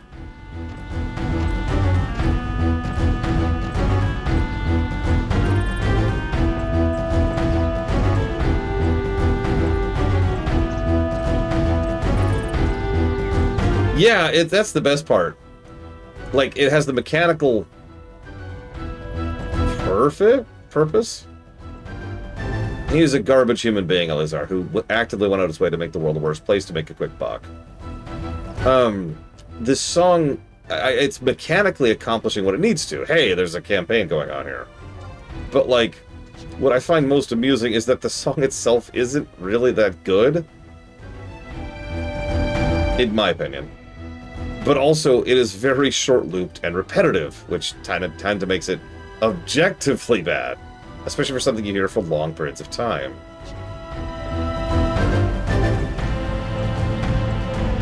I was actually talking about this very recently with a friend of mine because we were talking about music design when it comes to a game they're working on. And how you want to make sure that you design around the fact that it's a song you're going to hear all the freaking time. If you don't, then it sucks. It sucks worse than it already does. See Fire Emblem Three Houses for a perfect example of this, or Persona 5. That's even worse, Blade Cheval. Repetitive song for something you hear constantly.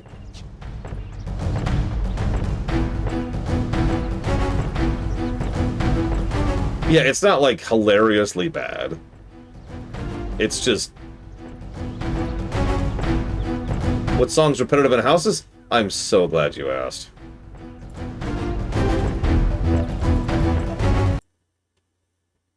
So, Fire Emblem Three Houses has one song. This is for you, Ross. This is for you. One song that plays pound for pound more than any other song in the entire game. It plays so frequently, I would actually be willing to argue that maybe 80% of your gameplay is going to be spent listening to this same song.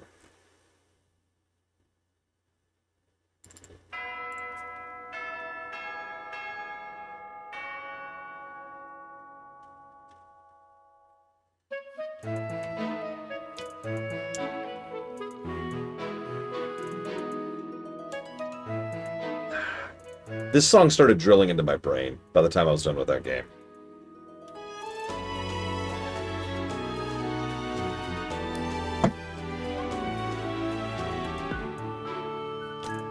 It's not a bad town song, but again, you spend an insane amount of time listening to this song. Endlessly and forever. In fact, I'm already tired of hearing it, because I've heard it 1,000 million billion trillion times. And that's the problem.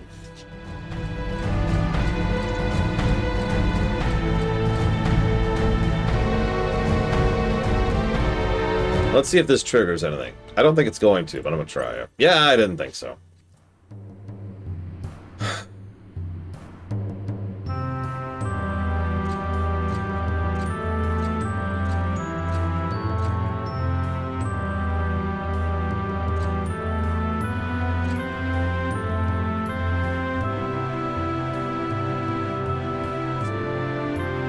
I mean, it's better, obviously, Blade Cheval.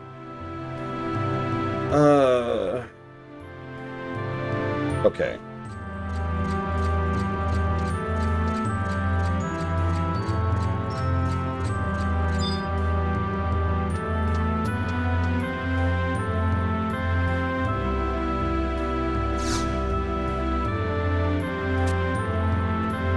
Wait, what? Hang on.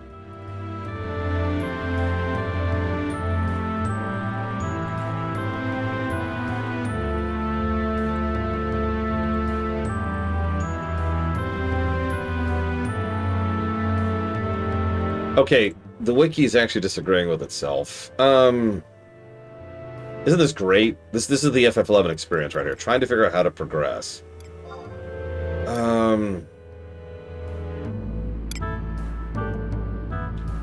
What zone is near Juno?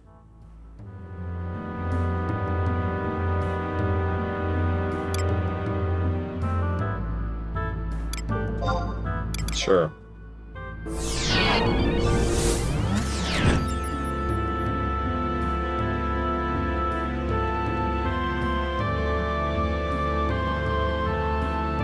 It is nicely glummed, a very war-torn area kind of a thing.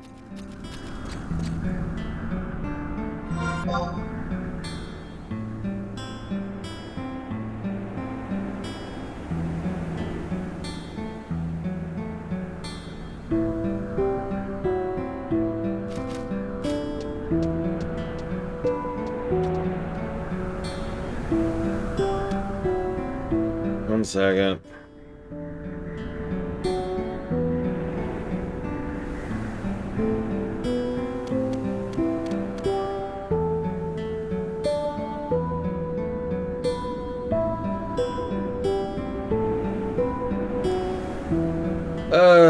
Okay, let's just try this Atomos and see if it works. Or sorry, Cavernous Maw.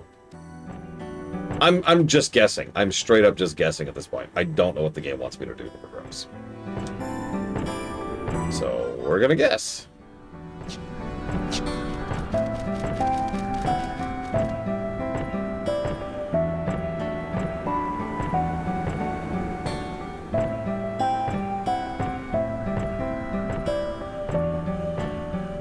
Yeah, So I was talking about the music thing earlier, right? Final Fantasy VII was the first FF game that started having regular different town songs for different towns. Obviously, some FFs before that had a couple of different town songs, but from FF7 onwards, each town got its own song.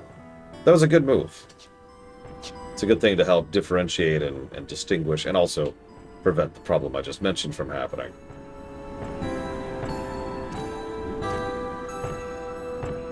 Yeah, Zozo had a thing from FF6, also so did Vector, while we're on the subject, and Figaro.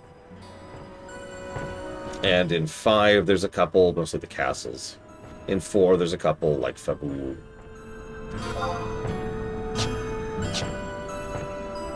I think 3 was the first to really do that. No, I'm wrong. The Rebel hideout in 2. But that's the only exception in 2.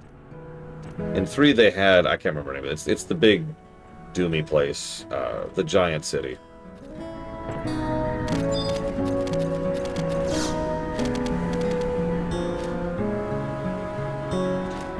So let's see if this does anything. Oh, a cutscene. Maybe. Maybe. Maybe. This is promising.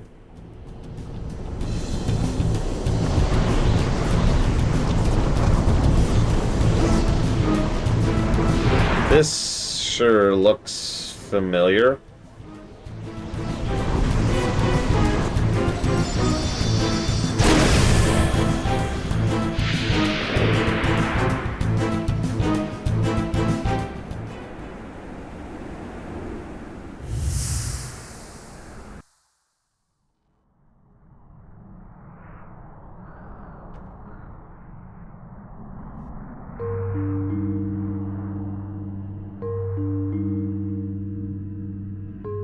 Yes and no, respectively, Mystic Maker. I used to GM for a lot of Cyberpunk campaigns, and I played in a couple. When the Harbinger cometh, the champions of the dawn shall descend.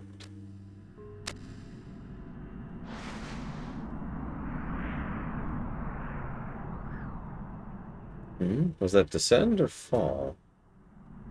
I can never remember the words. Oh, whatever. I have more important things to do.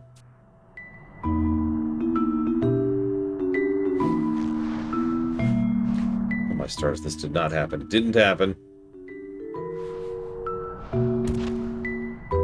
Animation. How could I have been so blind? Never even noticed someone was here with me. Never noticed. I think this Cait Sith is better animated than the one in FF14. Even though it's the same damn model. Oh, woe is me. I have fallen to the deepest blue depths of depression. Do you see how blue I've become? Yes, you're very blue. Dot-em-dee, dot-em-die. Of course you do. You're a child of Altana, after all.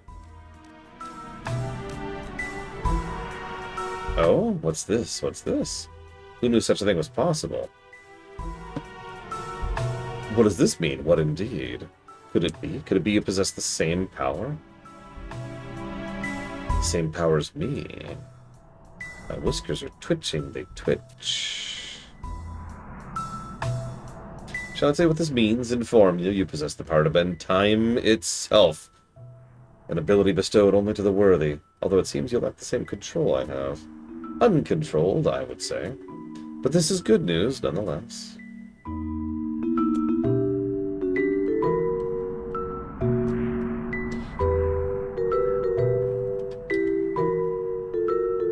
My intent, you see, is to help end this war before certain terrible, indelible wounds are gouged into history. Despite my best efforts, the nation of Elvan Knights devises pretentious plans that see them to fall to the Beastmen time and again. The Humes ignore the unrest in their city while the Galkan's rage reaches boiling point. The point of boiling. The Mithras squabble amongst themselves, and the Tataru dither as the Agudo sack the city of Windhurst. Sacking the city, they are. To confound matters, the alliance between the nations of Altana is still in its infancy.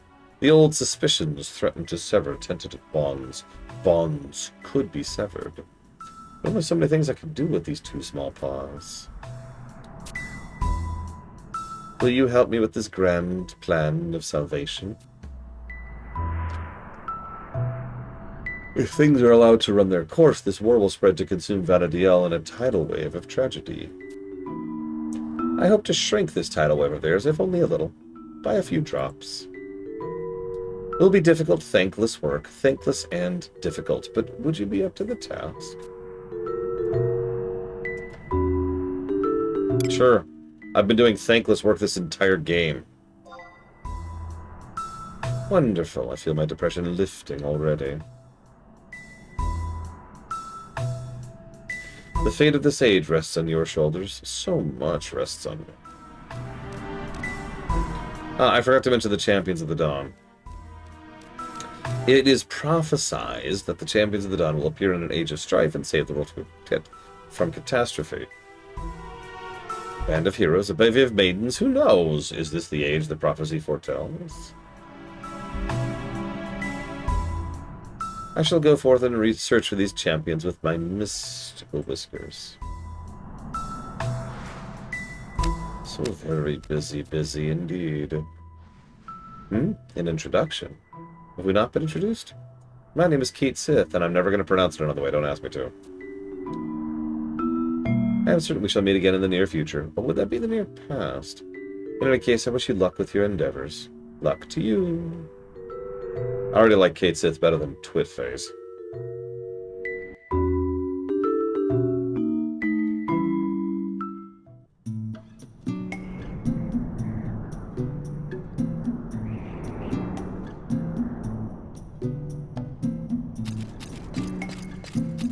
Oh, we're in the present, aren't we? Yep, okay, that's cool. Okay, so now I think we're back on track. Because now I have to do 2 more, quests. Yeah, I fill up on popcorn. So Wings and Windhurst, I think. This I don't verify that. Alright. Hey, Mr. Ed, you have 108 knot Kaipu for me, right? Hi, Evo. You missed an actually good character, if you can believe it.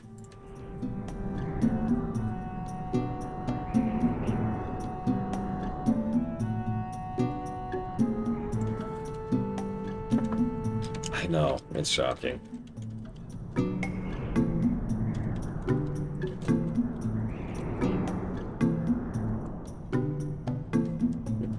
I'm kind of joking, but kind of not. Mr. Red even made mention of getting certain items in the Windhurst chain, so I sort of assumed this is one of the items procured.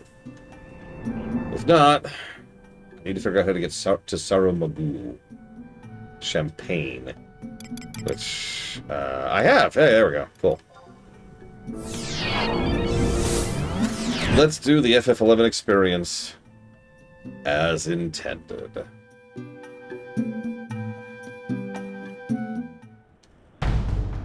Hey, it's everyone's favorite song.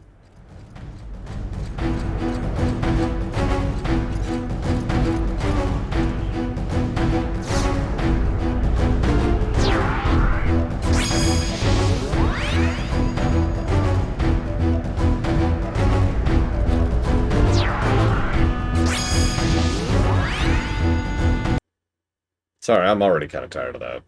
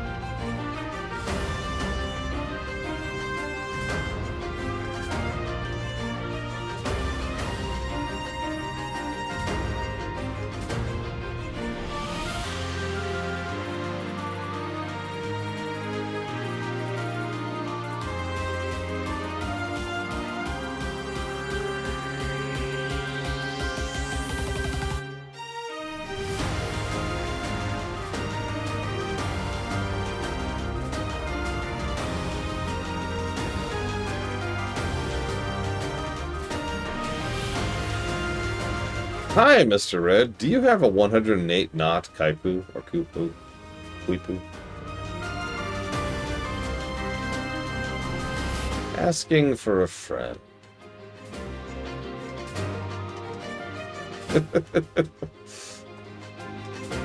Oh, is this one of our soulbounds? Well, the good news is it literally just dropped. I am shocked. 2 kills. 2 kills. Wow. That's insane.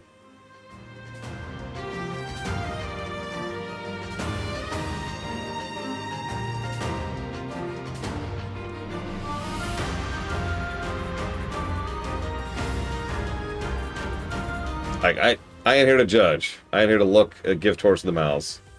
I'm in the mouse? Oh my god! Why is a horse inside of a mouse? Oh, so which WoW raid had the best looking tier gear design? General and then thematically.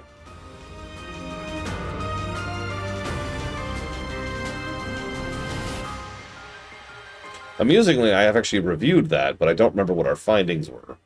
We actually sat there for a couple of hours and you know, looked at graphics of armor across all the expansions. Let's see. I want to go to here.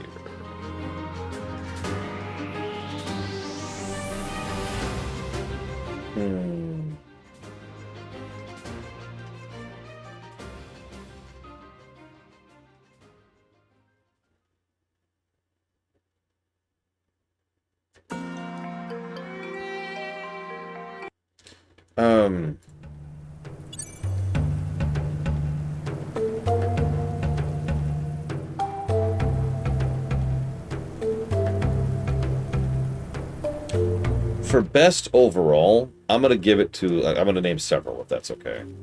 Tomb of Sargeras from Legion, which generally has some of the best armor design in the entire game.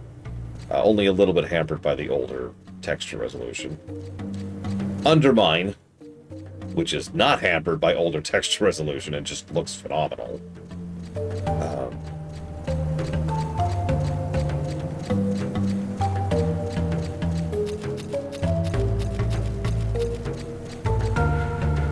Yeah, Undermine stuff looks incredible. Like, actually, legitimately incredible. And I think I will also give the third one to Monoforge Omega, which is just one of the best raids in the game in general, and armor is just another reason why. But thematically...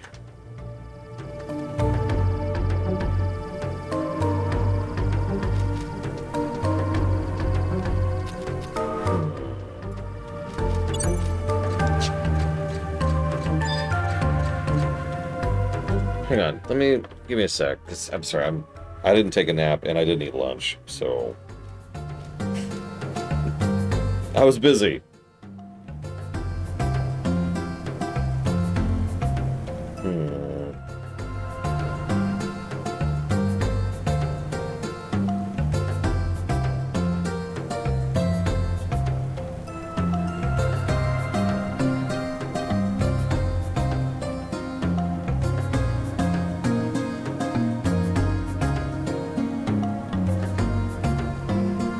I think...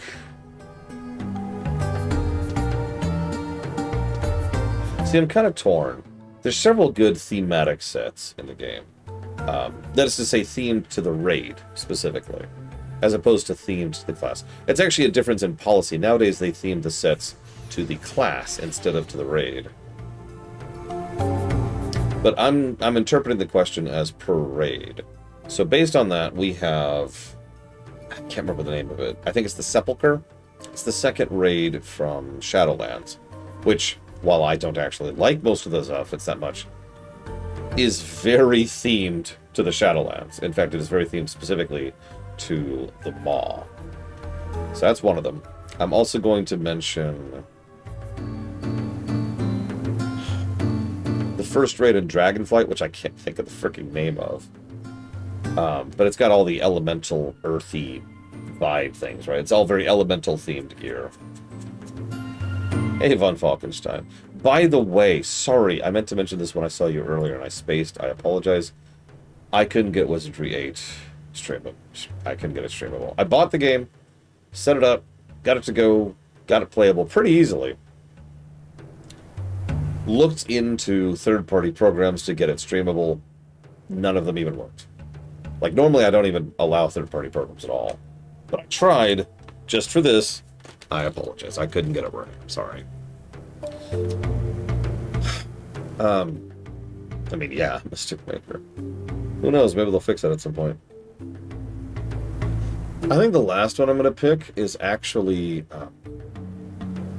I can't remember the name of any of the raids. It's the first raid of War Within. It's the Nerubian raid.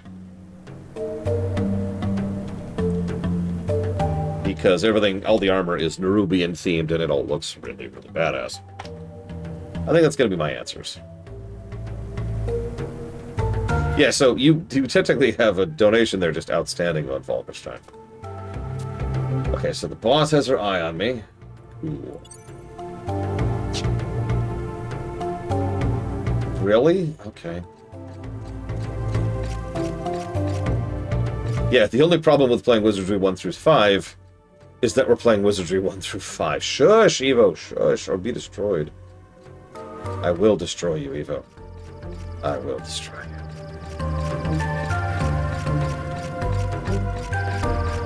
With donuts.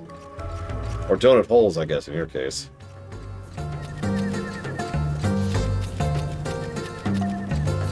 I'm pretty sure several people in chat have played Heretic. Amusingly, I have not.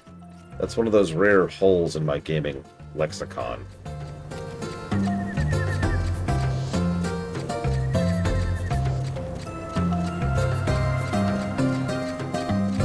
I haven't played Hexen either, before you ask.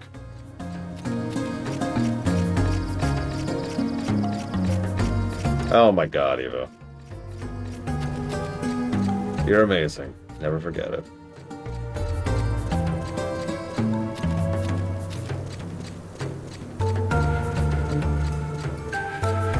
I thought Front Mission, not the remasters, was already on the list.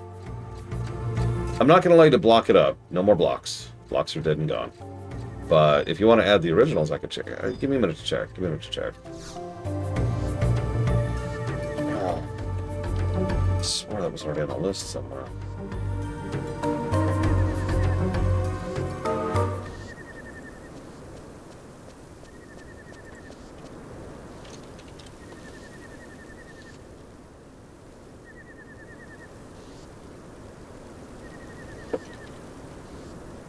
Nope, looks like I am wrong.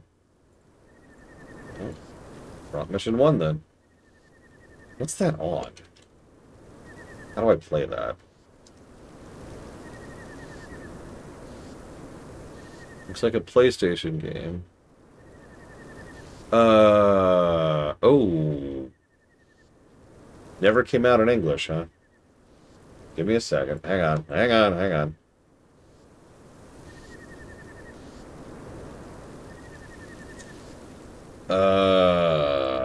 Hang on. This is... Give me a minute. Give me a minute.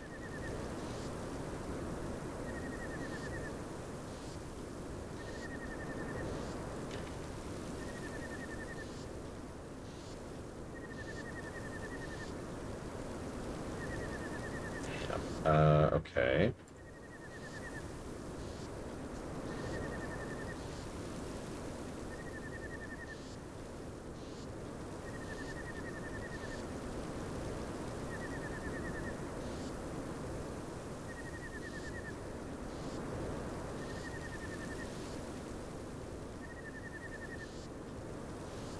Hang on, hang on. I'm still looking. I'm still looking. You gotta give me a minute. Because I don't have it locally. Damn. Is it called something else? Because I don't have a source for it, and that's strange. Like, is it one of those things where it has, like, the eternal explosions of Hargleblu front mission, right? Like, is there something else in front of it?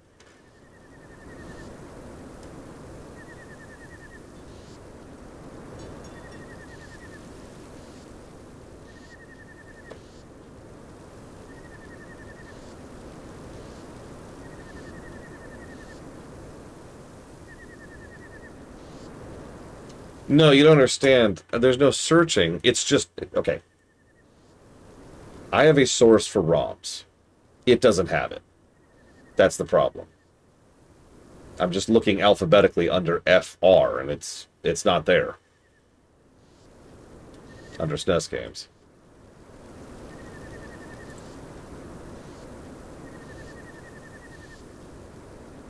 It's the only source that I have anymore. Well, no. I'm going to go ahead and just veto that then. Sorry. Do you have another one you'd like to try on Falkenstein?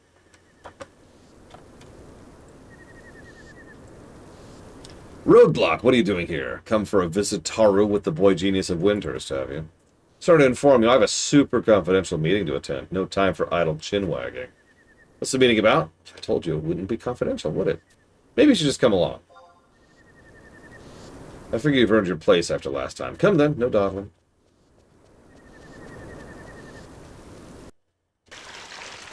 And from Mission 3, let's look at that. Not the remake. Yeah, but he's a kid now. Okay, so that's just a PS1 game. That should be easier. Let's see if I can find that. You thought you were invited? We were invited to this meeting? Don't be absurd. Oh, right. Yeah, we're just sneaking in. Got it. Let's see. PlayStation. PlayStation. There it is.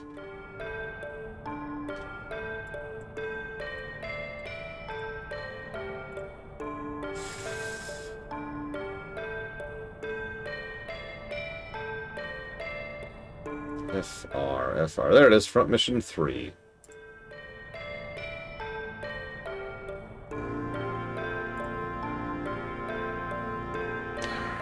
Now here's the real question. How much is this game?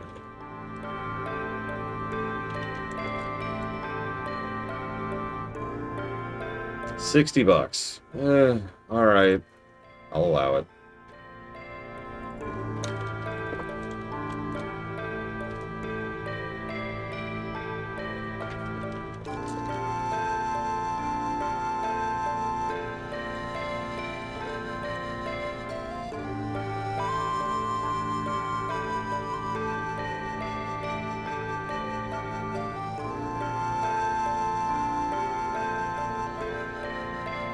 Oh, I don't touch eBay.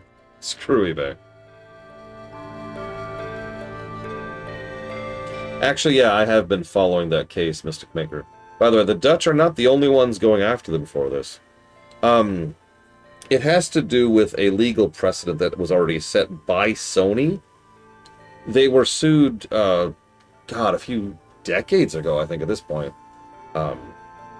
over some of their less savory business practices. And the big defense that Sony used in order to win that case was its physical discs. That was their big defense. Now, it was always a stupid defense, right? Like, that was always a dumb excuse. But that was their legal precedent in order to win that case. Now that they're moving away from physical discs, that defense no longer exists.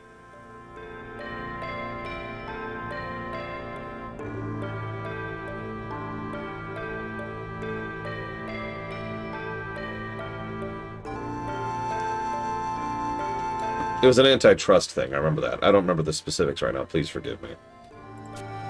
A potential wise wizard such as myself must master the act of reconnaissance. I also had to see what kind of goodies the grown-ups get to eat at these hushy-wushy get-togethers. Do they even have food?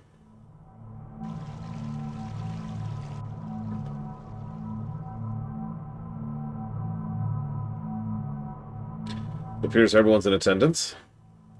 I'll cut right to the meat of the matter. Winters is facing a crisis she has not known since the Federation was first founded. Fort Karugo Narugo stands as our last line of defense. That's why I intend to make a request for Sendorian reinforcements. You would grovel before royal knights? Those pointy-eared prancabouts have been our mortal enemies for generations. We are now part of an allied force. Sendori is a nation of proud warriors. Their aid would be invaluable. But it's all the same to me. Master Caster Patna Otnwa of the Warlocks. It'll be your duty to make the request for reinforcements to the Royal Knight General. Yes, sir. And since I detest sitting around sucking my thumb, I intend to execute my aforementioned strategy. You mean that strategy? The one where you storm? Castle Birdbrain! Insanity. You would do better rallying the Mithra mercenaries and seeing through the defenses of the city rather than wasting lives on a hopeless assault. The Mithra will remain here. I shall be taking only my personal guard. But Warlock, even with your formidable powers, your concern is touching but misplaced. I leave command of the city defenses in your hands during my absence. In such capable hands they are. So capable you didn't even bother coming back. Master Caster of the Sagittarians. Your duty to be command the defenses of the fort. The Tigris volunteers and the Cobra mercenaries would be dispatched to provide a sizable fighting force. Are you displeased with your assignment? No, sir. If something should befall the enchanted walls, the fortress will become vulnerable. Situate the mercenaries in key locations to repel sudden assaults. He shall serve as your advisor. You may see more cooperation with a suitable intermediary. Is your orders effective immediately to your posts? It's most a successful reconnaissance. Well now. I see we have some snoopsy-whoopsy interlopers. Just practicing my information gathering. Silence. This is no place for children. Out with you.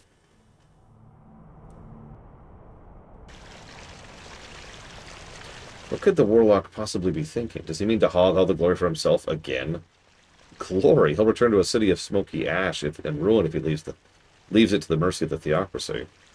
This Cravey waving to be on the forefront of the action is insufferable. I don't care if he's the warlord. His policies have our fair city crawling with Mithrans, and he speaks of sending even more reinforcements from Alzira. If that wasn't bad enough, now we have to request for Elvon. His thirst for conflict has blinded him to the fact that I'm an incredibly racist prick! I can't let this madness continue. Your day will come.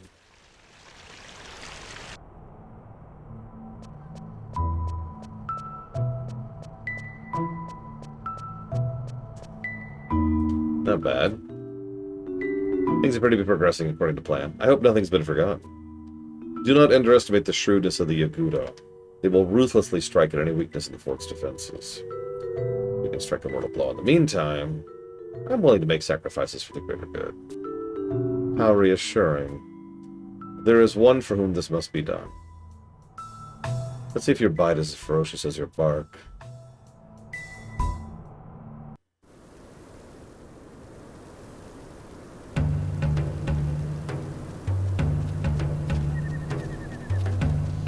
What are you doing lying around, brat? Don't you remember what day it is? Oh, that's right, the professor.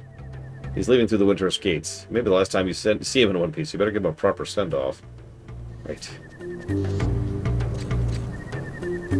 Find that in a minute. Please take good, dang, doodly care of the kids while I'm gone, Aru. You've got nothing to worry about. The Ajita Marujito handled himself pretty well at the fort. Speaking of that, rest easy. We'll make a man out of him yet. Oh, diddly.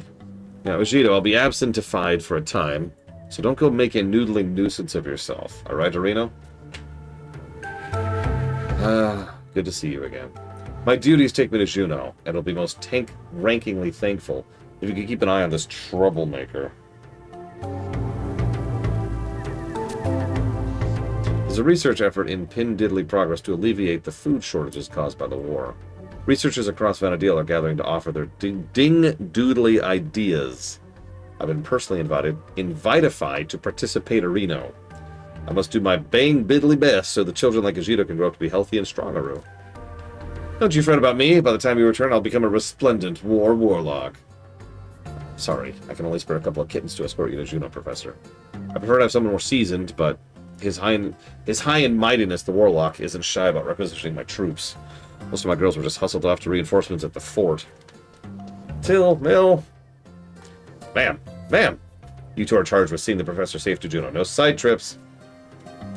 No problem. Just respect, will you? Leave it to us, boss. I may look a little soft diddly droopy around the middle, but I'm still an elite graduate of the Orostari. I'm not so hang-doodly helpless as that. Must be off. Farewell, Arino.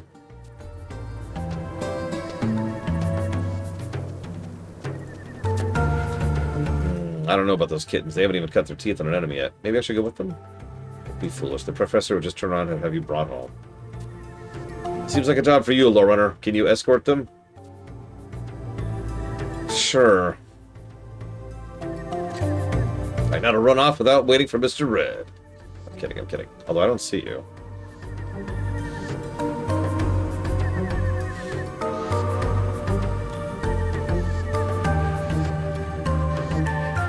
What, Mr. Red? What? Okay, what's my next step? Start the village.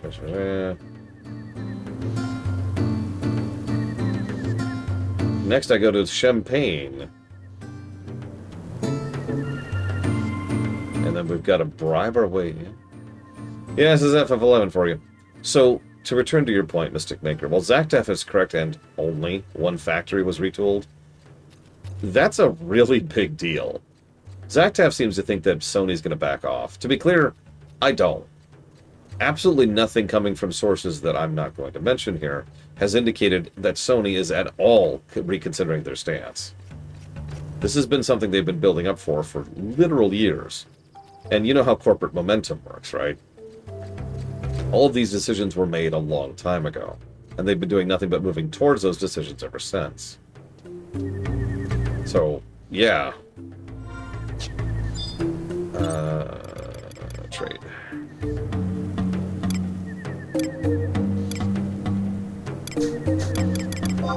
Also, thank you, Mr. Red. Nintendo's the only one who hasn't actually been dipping into that lately. Credit to them.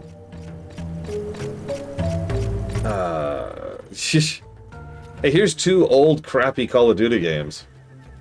Yeah, so game key cards. That's something a lot of people bring up. A lot of people forget that that's actually the decision of the companies, not Nintendo. For example, recently, I believe Octopath Traveler and Octopath Traveler 2 are getting Switch 2 releases. That's Square, of course. And Square generally doesn't release physical copies. That's on Square, not Nintendo. Almost all the Nintendo games are physical discs. Well, discs. Cartridges. But yes, Mystic Maker is quite correct.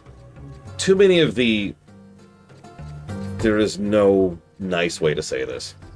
Normies have been doing nothing but just buying into whatever the companies slop out for them. I'm sorry, I have no nice way of phrasing that. The numbers don't lie. The reason these companies think they can get away with this stuff is because they probably can.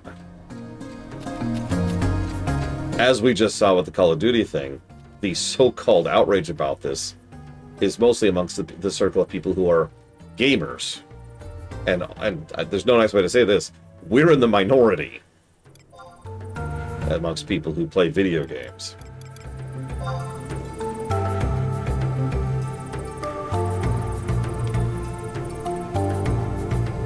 Yeah, no, so, let me tell you a little something.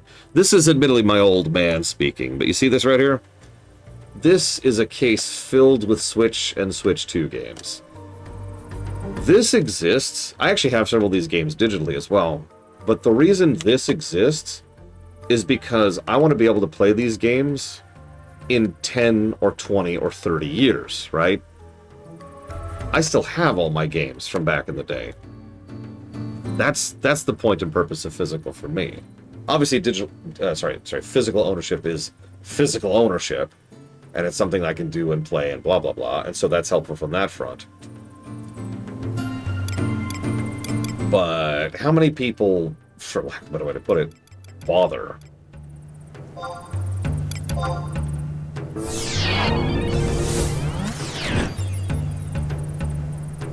And by the way, that's not all my Switch games. That's just the ones I play frequently or are coming up for stream. Yeah, exactly, Dakota. Like, there's... Yes and no, Mystic Maker. It is a hassle, but it's doable.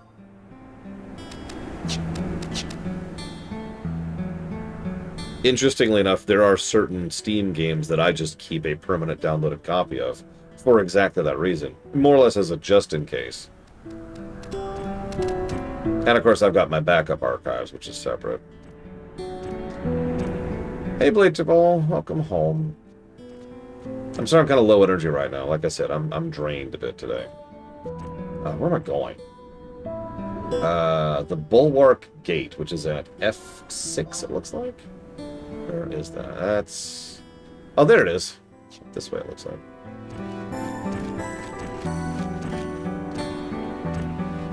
I will also admit I'm going to start pursuing a policy of getting physical copies more aggressively than I was already doing. It's not going to make a difference. Like, again, we're in the minority. There's no nice way to say that. We're in the minority. We can vote with our wallet all we want to, and the other 80% of people who play video games will happily buy digital games because of a series of complex reasons I don't want to get into right now. I think I need to go the north way around, don't I? But I still want that physical cartridge that I could play in 10 or 20 or 30 years. Yeah, I remember when I bought my first copy of Chrono Trigger. My first physical copy of Chrono Trigger. I could even tell... if you gave me a map, I could point to it. Where it was. It was in Topeka, Kansas. It was an old, used, like, records store. Like, vinyls, right? And they happened to have an extra section for video games. While I was there, I also bought a physical copy for like $1 of the Final Fantasy IV, excuse me, FF2 manual. Because my copy of FF2 did not come with a manual, and I wanted a freaking manual. It's a good manual, I like it. I actually bought several manuals while I was there. What? Okay. Just gonna ignore that.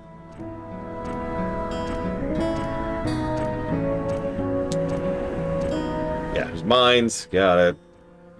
But while I was there, my wonderful mother, you know how anti-video game she is, I wanted to buy a copy of Chrono Trigger. It was like $60, and she was hesitant to allow me to do this. Keep in mind, this is my money I'm talking about here. But she was hesitant to allow it. Absolutely, Braven. That's exactly what... Yeah, you know the smell. But she said... I don't want to make fun. She said that she prayed about it, and that she decided that this was something that was... You know, basically that I wasn't getting scammed, was how she phrased it. So she decided to allow me to purchase Chrono Trigger. Now, I'd played Chrono Trigger before then. But if I didn't just get it across, there's oftentimes I wouldn't own a game until long after a game came out because getting games was such a hassle with my mother. But I remember that copy, and I still have that copy of Chrono Trigger.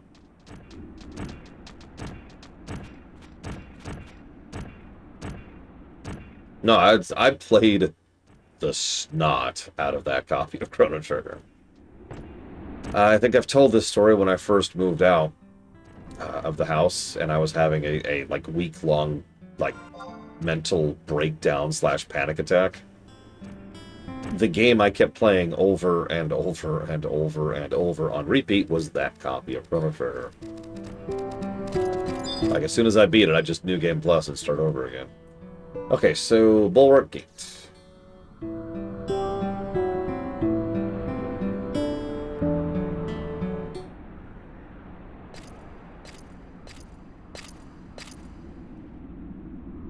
That would be awesome. By the way, I have the gold Ocarina cartridge as well. I already told you we brought the professor here from Windurst on official research business. The Duchy of Juno, ruled by Archduke Obviously Evil, lies beyond this point. I have orders to prevent entry to any unauthorized travelers. Do you have papers that document this business? Oh, you tig-taggly... Oh my god. You tig-taggly tagged along, did you? It looks like you're just in time to joinify us for the return tripperoo. You there, that's far enough. You must possess the proper identification before being permitted entry to Juno. That's, excuse me, coming through. Professor Koromoro. You're Rasusu? She's as bing-bangily beautiful as an angel of Reno. I figured your letter you'd be arriving sooner rather than later. Here I am. I would traversify 1,000 times the diddly distance to make your acquaintance. This esteemed personage is Professor Koromoro of the Windurst Ossuary, and an honored guest of our research efforts. I apologize for the harsh treatment, Professor. Welcome to Juno. Yes, welcome, welcome. I'm so glad you were here safely, Wafely. And we the Professor's escort party. A job well done. Literally just walked here. I'm Professor Koromoro's colleague. Nice to meet you. I must start to introduce you to the rest of the research team. Come along, Professor. This is where we part ways. Keep your ting-tangly tails out of mischief. Yes, Professor.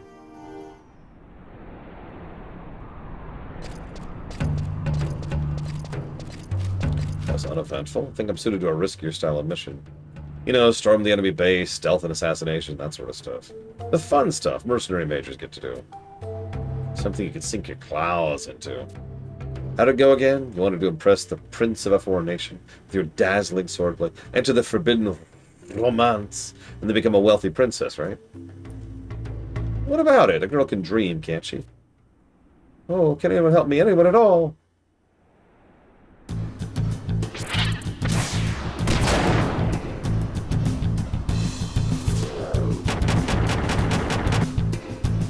Look at that. You don't see that kind of person, that kind of pretty down south.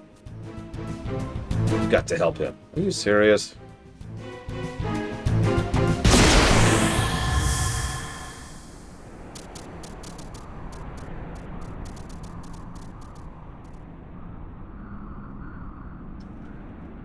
I say, jolly good show. I was about to become afternoon tea for that beast.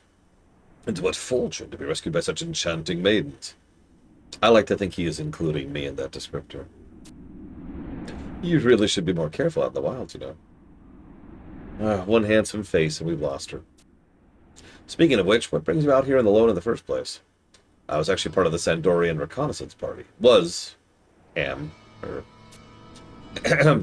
To cut a long story short, we acquired one of those Yagudo quipuses that the Feathered Fiends were none too pleased. They chased us down, and in the ensuing chaos I was separated from my unit, and then I had the misfortune to come across that creature. Tragic tale. The quipus may contain vital information on troop movements and the like. We were on our way back to Sandoria to have it deciphered. If you don't mind, we'll be happy to help you get it back. Oh, I say, that's jolly decent of you.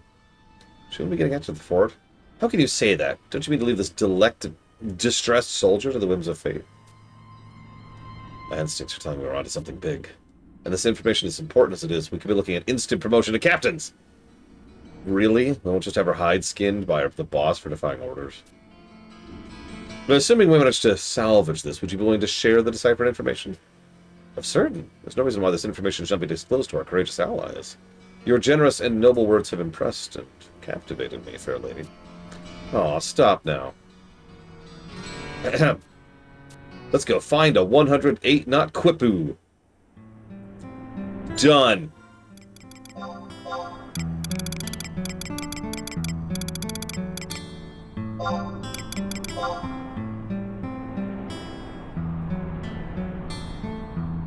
Oh, you found it. Jolly good. Great work.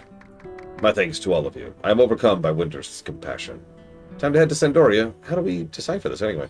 A simple matter. I am acquainted with a friar who has contact with a Beastman interpreter. I plan to have this interpreter unlock the mysteries of the knots. Is our merry band ready to go? This way to the kingdom of the Red Lion. Now what? Hang on. We can click the gate again. Okay, sure.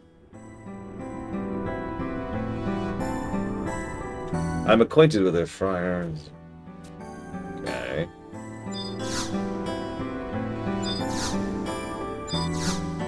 Okay, we're good. Now we have to zone in.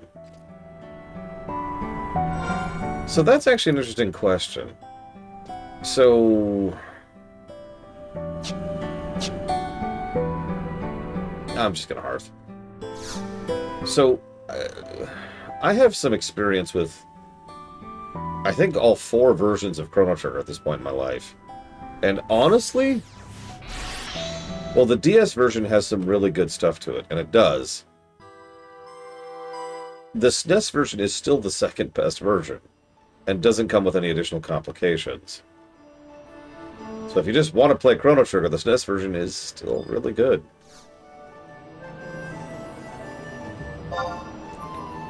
Funnily enough, FF6 sits in the same exact spot.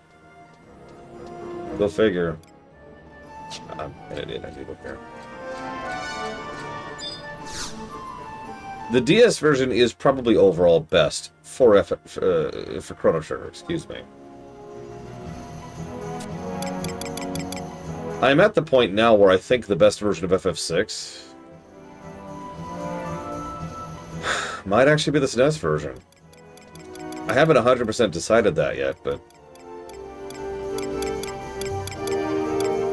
so I need to go East Rodfair, because I need to actually zone in.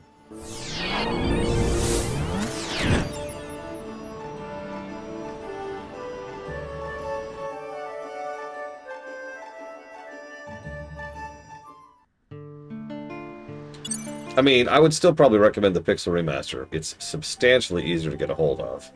Especially for someone who doesn't know anything about emulation. You know what? Hang on. I have an idea.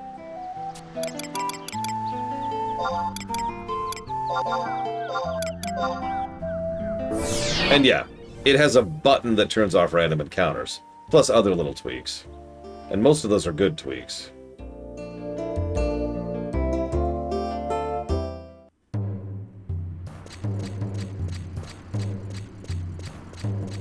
But... yeah, I don't know. Let me out. Let me out! Let me out! Let me out.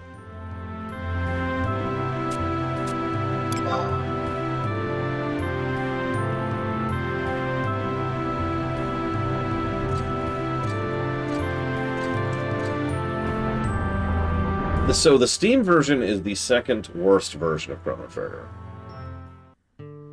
It's fine. I would say it's overall like a net neutral, like maybe a green, to put it in that terminology. It's not an actually bad port like the PlayStation 1 one. That would be blue, by the way.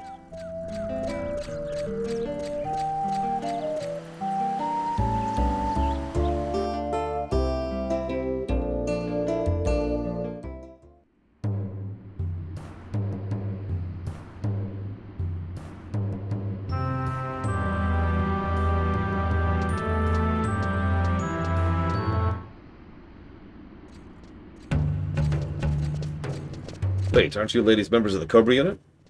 Who wants to know? Oh, it's Master Caster Patton. Oh, what are you doing here? That's an interesting story. I was sent to request Royal Knight reinforcements. Interesting.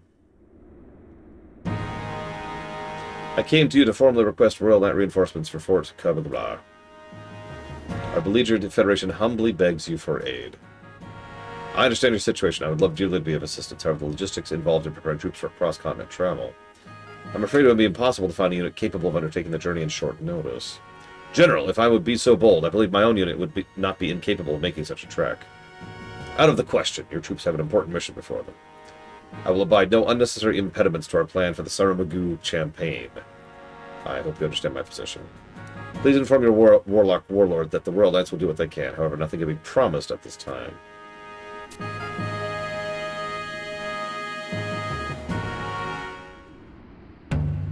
And that was the end of that. Isn't this talk confidential or something? It's no secret, and I appreciate having a shoulder to gripe on. I'm afraid the Elven bear a grudge for the time we ruled the continent, and that pride prevents them from lending us the help we need.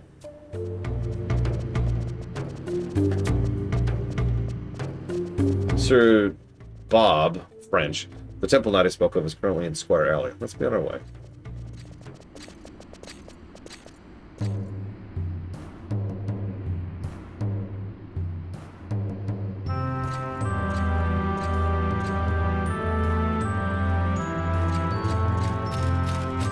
M8.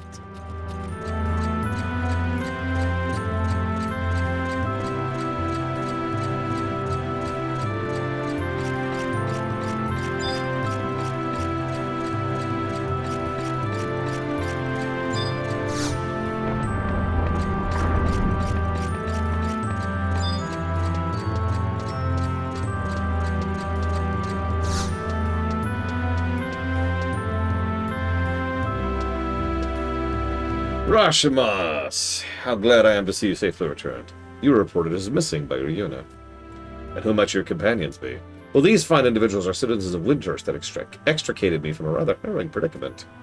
So honest and humble. Give it a rest. I offer my most heartfelt gratitude. May the goddess watch over you all. Hey, I actually come to you with an urgent request. Would you by chance be able to decipher this Yagudo rope message? A rope message? Perhaps my goblin friend will have some insight. Leota, could you look at this? Gold piece for the guide, gold piece for the goblin. Can you decipher these knots? It appears to be Yagudo code. Liata is bright as a box of brass tacks, piece of crab cake, 1 gold beast coin each. Very well, but allow me to collect the fee a little later. It seems our guests are in a hurry. You got no business sense. Well, I'll get my gold one way or the other. Let's see the rope.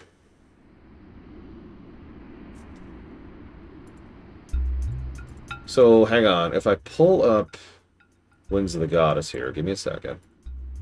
So it looks like this is, yeah, this is Nation Quest 4. Immediately after this, we'll be on Quest 4 for Wings of the Goddess, which is the Queen of the Dance. And then we'll be able to do MSQ for a little bit before we have to go back to Nation 5 and then Nation 6. And it looks like that's just going to be a repeating pattern until... looks like about 41. At which point we'll be able to just MSQ till the end. That sounds really irritating and arduous. Sorry. I know I'm sounding negative. I apologize. That sounds really irritating and arduous. There we go. How's that? Is that is that better? The story hasn't been bad so far. I'm not super sold on anything other than the incredible animation and the surprisingly decent dialogue. And Kate Sith, who was weirdly interesting for only having one scene. Excuse me. Hang on, let me give some negatives while I'm thinking about it.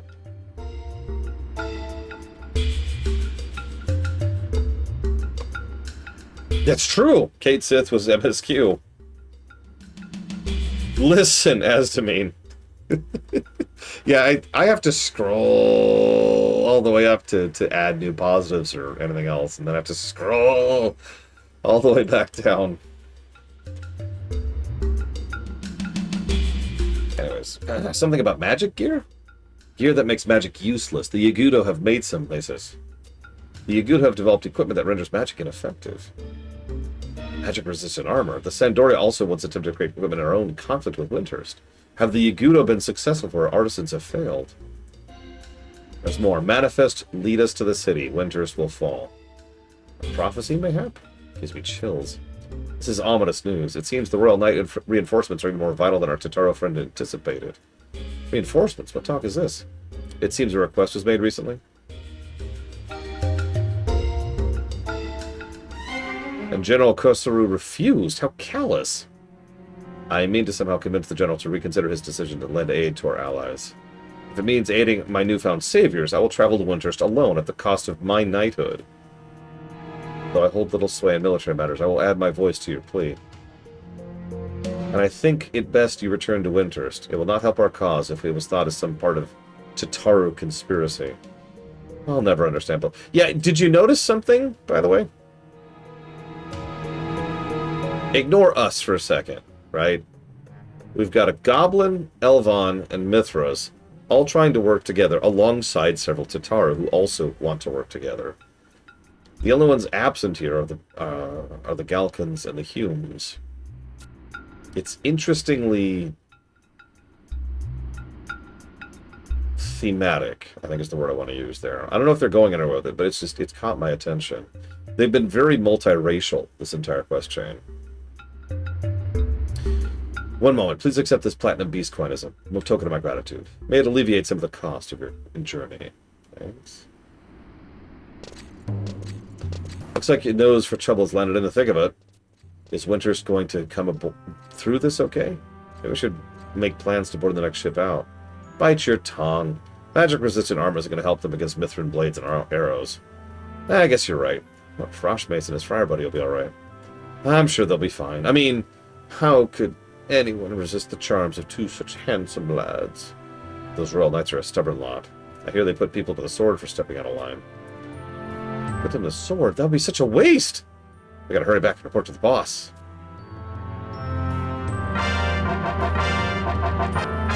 Now, I believe... yeah, we now have one more side.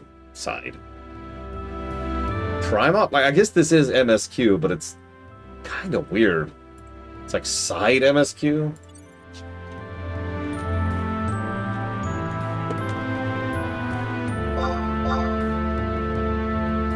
Okay, so now I need to go to the fort.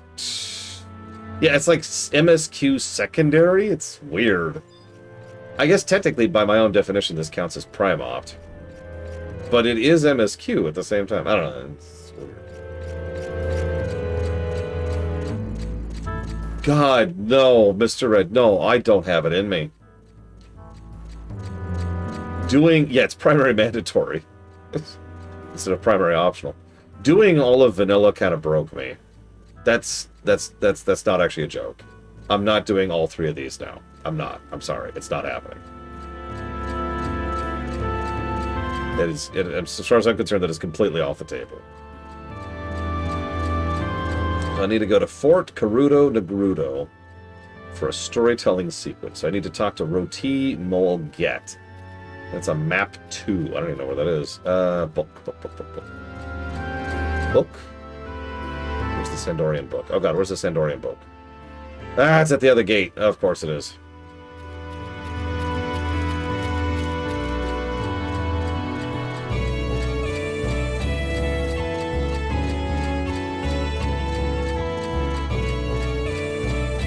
Sure, Light Jamal. Legitimately, sure.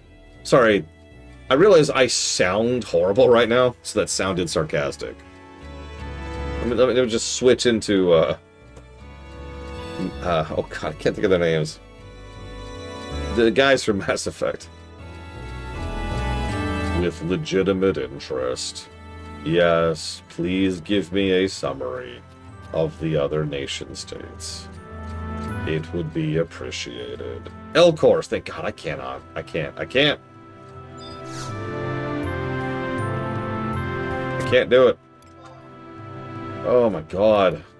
I kind of want to die. Mr. Red, badassfully. What do I do? I am going to the fort.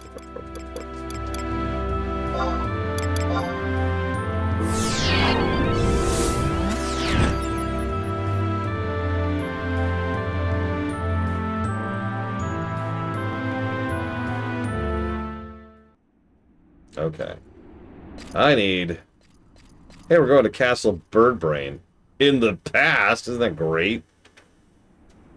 We're going to... I-8 in the fort.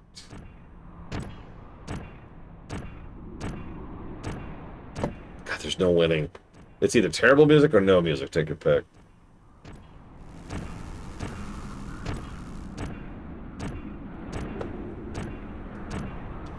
Am I going the right way?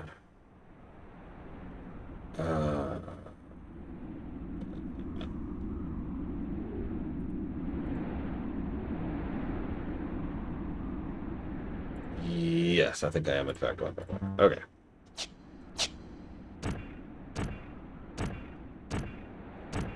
The best part is I can't even rest my eyes because I have to keep making turns.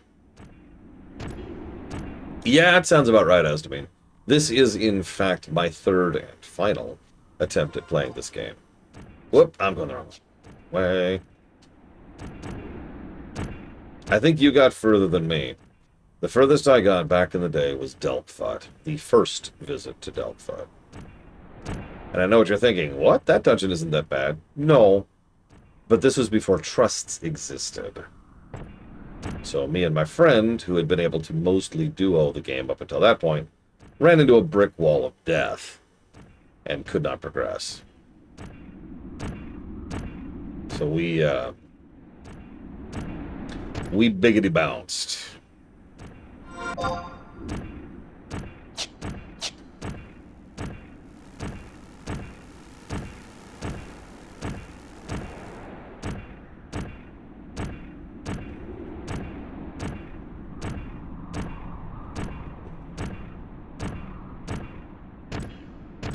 I mean, I've seen so much worse than Delphat at this point in my FF11 career. I mean, I've seen worse in other games, too. I've played some bad games in my time.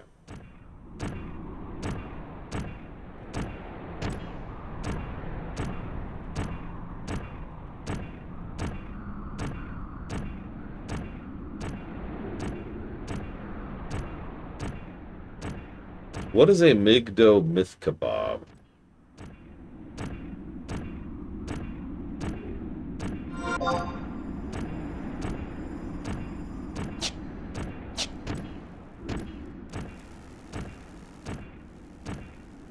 It is my job to be fair, Mr. Red.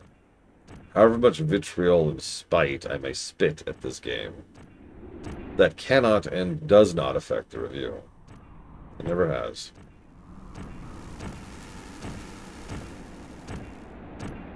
Despite what some people seem to think. Hmm.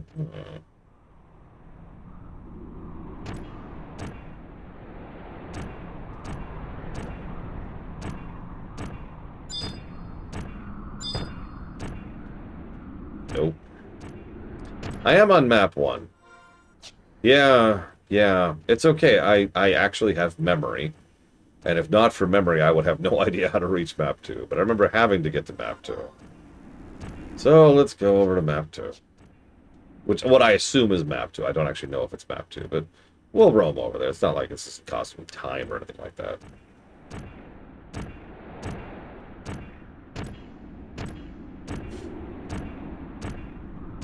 Let me just slump further and further down into my chair. I don't do this on purpose, by the way. I really am just slumping. Oh, hey, look, a one-way dead end. Cool. South of me?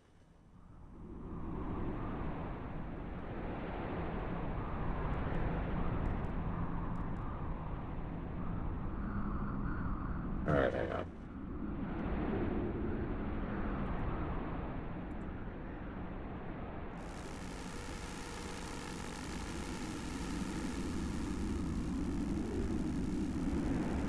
No, that's what I thought. I was right. I was going to go with a different entrance, but I could go to the south entrance. Let's see, where is that? I see it. I see it.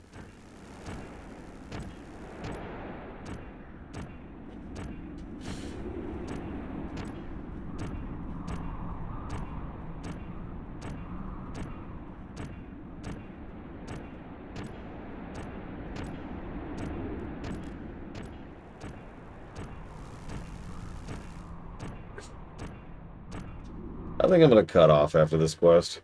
It's a little early, and I hate to lose the progress, but honestly, I'm having trouble tolerating this game right now.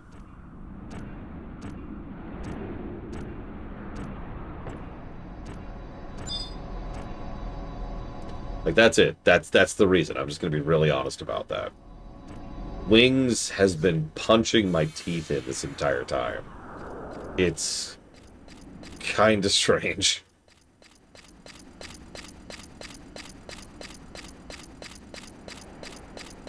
Well, yeah, if we finish this, tomorrow we'll hit the main MSQ instead of the nation MSQ. That's what I'm going to start calling that, I think. Yeah, it is shocking to me. Thanks to teleports and immunities and all kinds of stuff, navigating most of the game hasn't been terrible. There have been issues, there have been problems, but for the most part, it's just, it's whatever. Navigating wings is a whole other animal. I am legitimately shocked at how frustrating it is just to get from point A to point B in wings. I'm gobsmacked. Okay, Rote Molget. Rote Molget.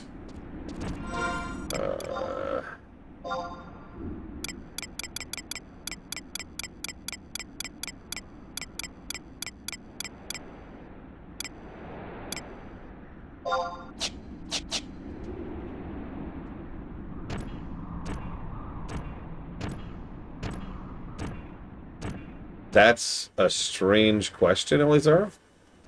So I'm going to answer probably the bullet in his head.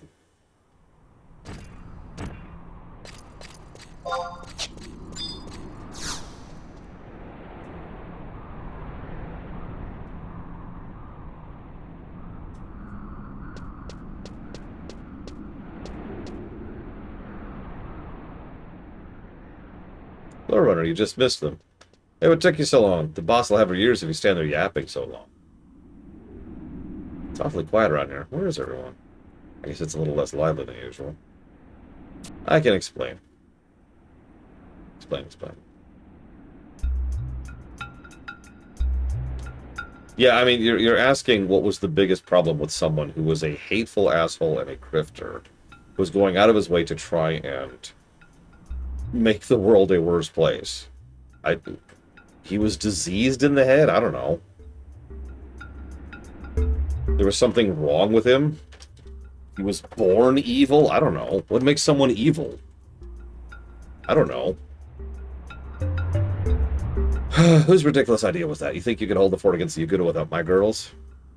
These are direct orders of the Star Sibyl. The Tigresses are to head for Castle Ostrosia and support the Warlock's offensive. The Star Sibyl also specifically states that the loss of the Warlock Warlord at this time would be disastrous. Smells fishy to me. We were packed off to Fort Naruto. So fast our heads are still spinning, and now you want us to dive straight into the enemy stronghold?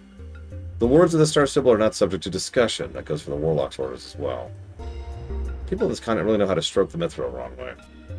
What do you plan to do if they rush the walls where we're gone? You have some sort of plan?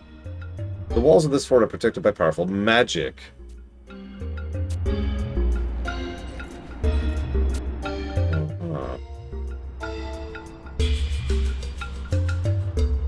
I mean, I'll ask a simple question, Elizar. Do you think trans rights are human rights?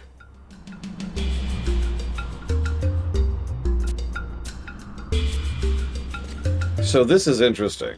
All of the people have gone off to attack Castle Birdbrain.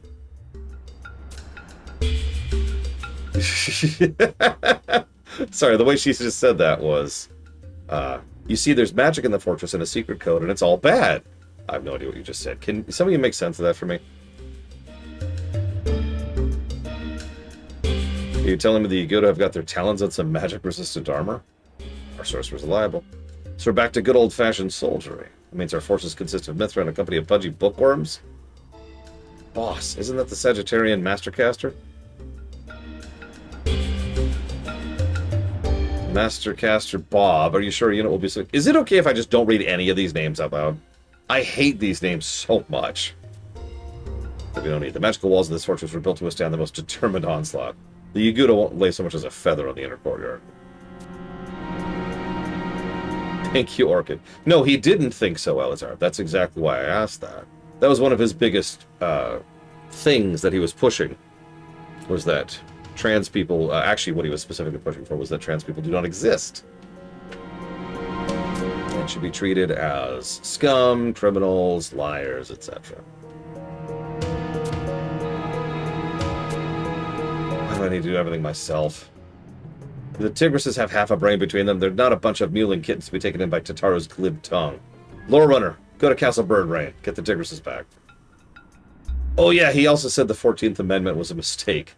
Lol.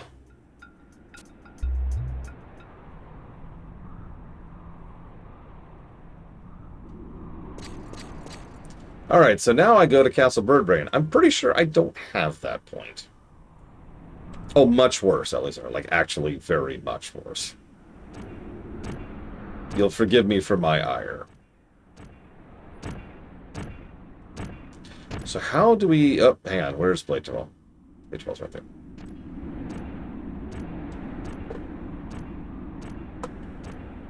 Go into Blade Dwell.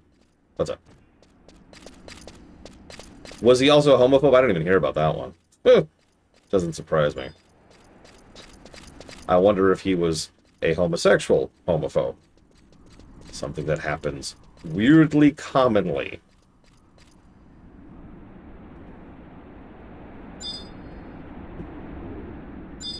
Talking to... oh, teleportation. 10 allied notes. I have 0. What's an allied note?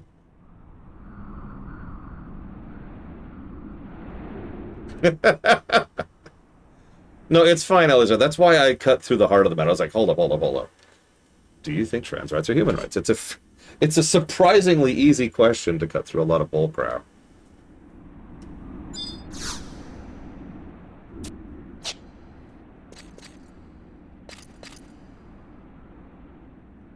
Oh, dude, she was grifting on his death so hard. It was actually... Forgive me. Death is a terrible thing. Let's just be very clear about that. Even his death, But she was grifting it so hard. Holy God.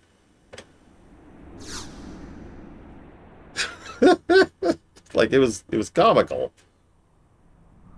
Have you ever watched European football?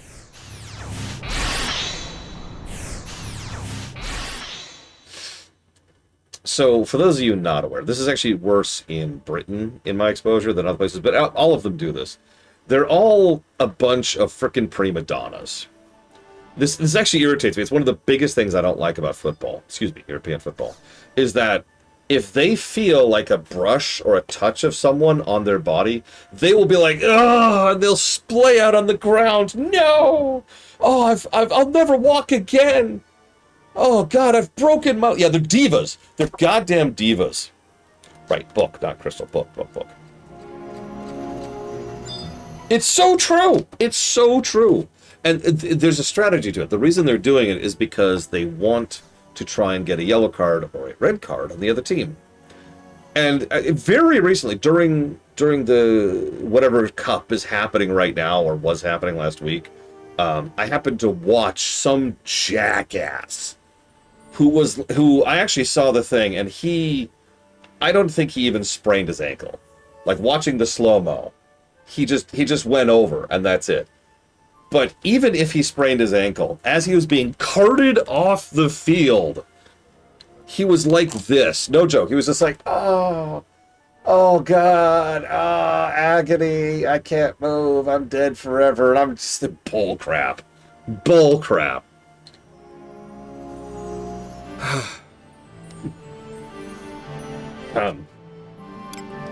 Goddamn prima donnas.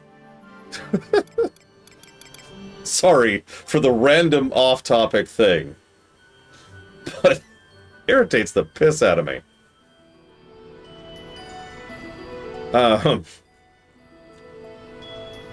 I'll never play again! Next day. Alright, let's go. Okay, hang on. I'm sorry. Arganu Front. Which I do not have. I do have the Meriftad Mountains. Dinner's here. I do also have the most amazing niece ever. Dinner's here. Hello, amazing niece. Can I wait a few minutes? I want to finish this stupid, terrible quest first. It's so bad. Okay, cool. Ahem.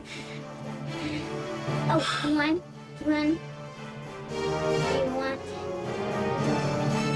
you know what dinner is? Yes. It's pizza! No! But from a new place. Oh, a new pizza. Excellent. We shall try the new place. Kayla and me got a bacon, ham, and pineapple. Oh my gosh. Here, real quick. I don't remember if I asked you. Do you like the smell? Yes, but It's really strong right now for some reason. That's strange. it was strong last time. I guess that's true. Where am I going? Guys, where am I going? So I can hurry up. Am I going to Marfamu?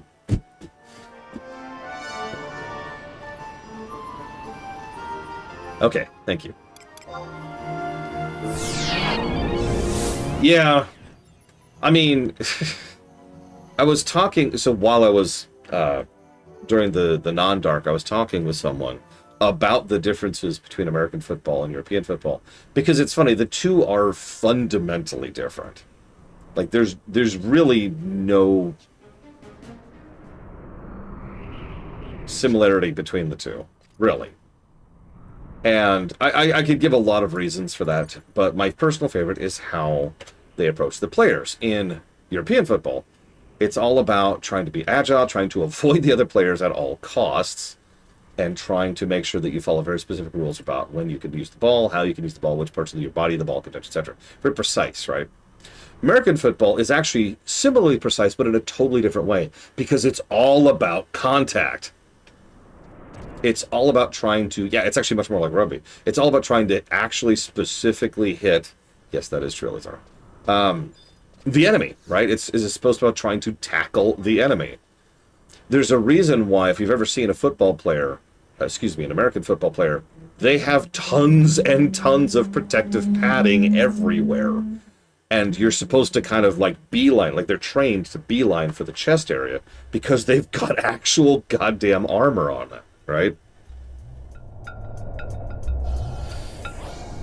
Like, it's total inverse. Alright, so.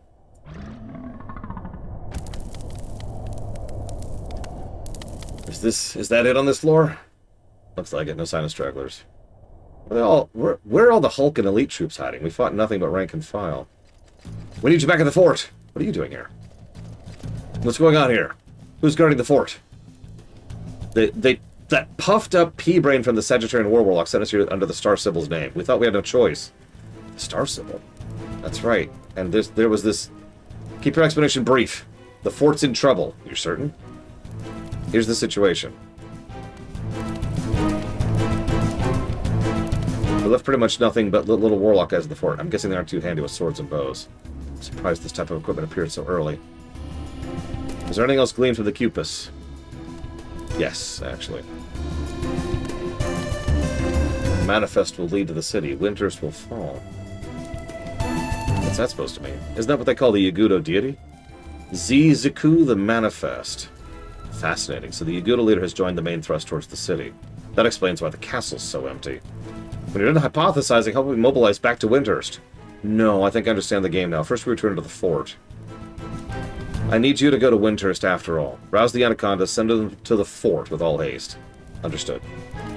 Low Runner, return to the fort. They're going to need all the help they can get. Done! Is there something I need to get while I'm here? Like a book, maybe? I don't see a book. And now we have to go back to the fort. Why do we have... Okay.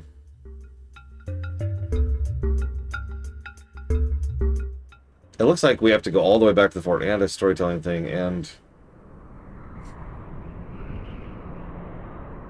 God damn it.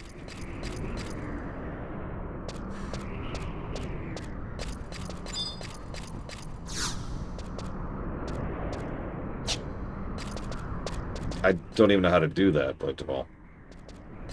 I don't even know what that means. No, I can divine what that means, but... Sure, I can warp to the nearby zone.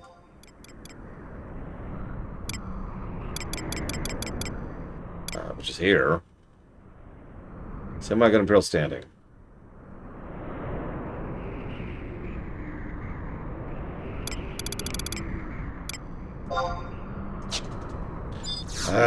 Okay.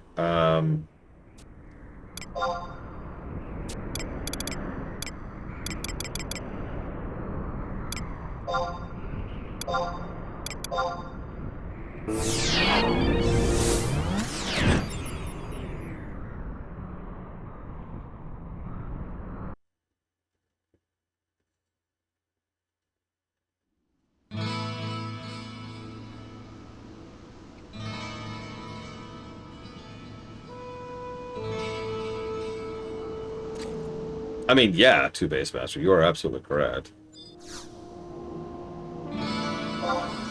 Again, I feel like some of that got bled out into rugby. Because rugby is still kind of mean. And yeah, several people mentioned this. I should mention this out loud. Women's European football is just fine. I should watch more of that, honestly. Because I happen to rather like football. Took me a while to understand what offsides meant, like how the rules worked. But once it clicked, I was just like, okay, no, that's kind of legit. I'm with that. Oops. Okay. Hang on. Okay, so I want currencies. Currencies? Allied notes.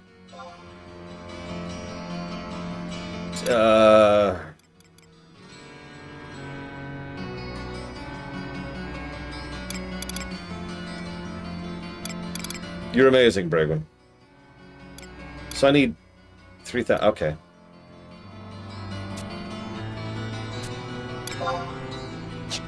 Okay. Sorry, I was actually misreading that. I thought it meant I would get 3, not 3,000. I had flipped it in my head. Let's go here. Out of curiosity, how do I get copper vouchers? Not that I think I will need any more, but on the off chance I do.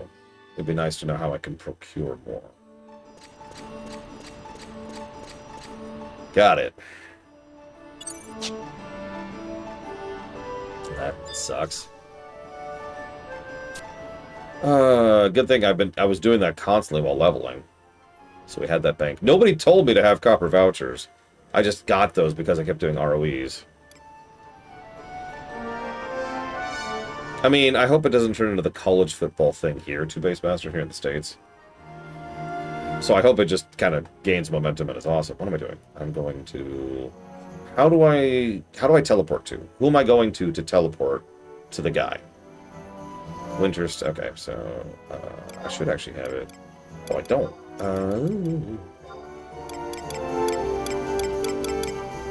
Let's go ahead and favorite that.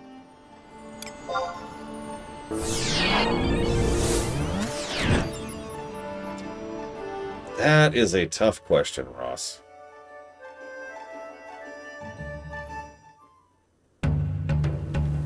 That is a very tough question. Because the thing is, I firmly think both work in their own ways.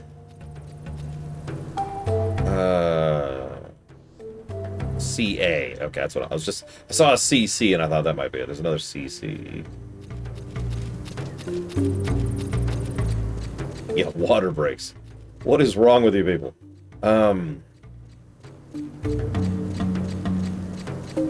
Okay, if you put a gun to my head, I think I would go with 3D. Wait, CC works? Really?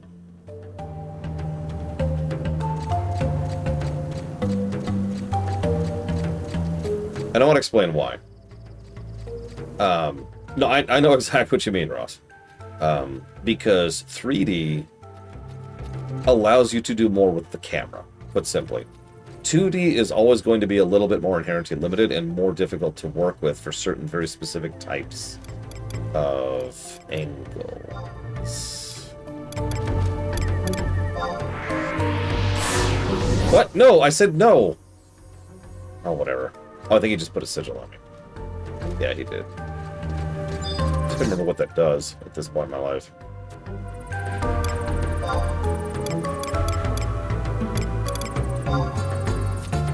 Alright.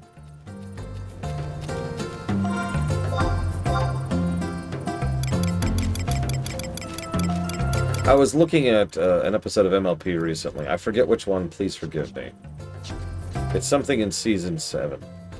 And there was a shot which was like a forward sideways angle. And I was looking at that shot and they had to draw an entirely new model of that character to show that angle, right? They couldn't just tilt the camera. They had to... Oh, there you are. Where are you? Down there. Okay. They had to draw a new model because it's a 2D model, right? They did it because MLP is awesome and goes that extra mile, but in 3D, you could just tilt the model, right? Now, that is it. I think there's still a point and purpose in both, and obviously I think that there's a lot of value in both. But if you put a gun to my head, I'd rather be a little bit more unlimited in what I could do, aka I'd pick the 3D. That's pretty much the only reason. Okay, so I want to go to the fort. 30 allied notes. Yes, please. So I'll go ahead and explain to Base Master. Sorry, I thought you knew. So we have football here. Excuse me, we have American football, right? Well, then there's also... Where the hell is this? Ah, I see where this is.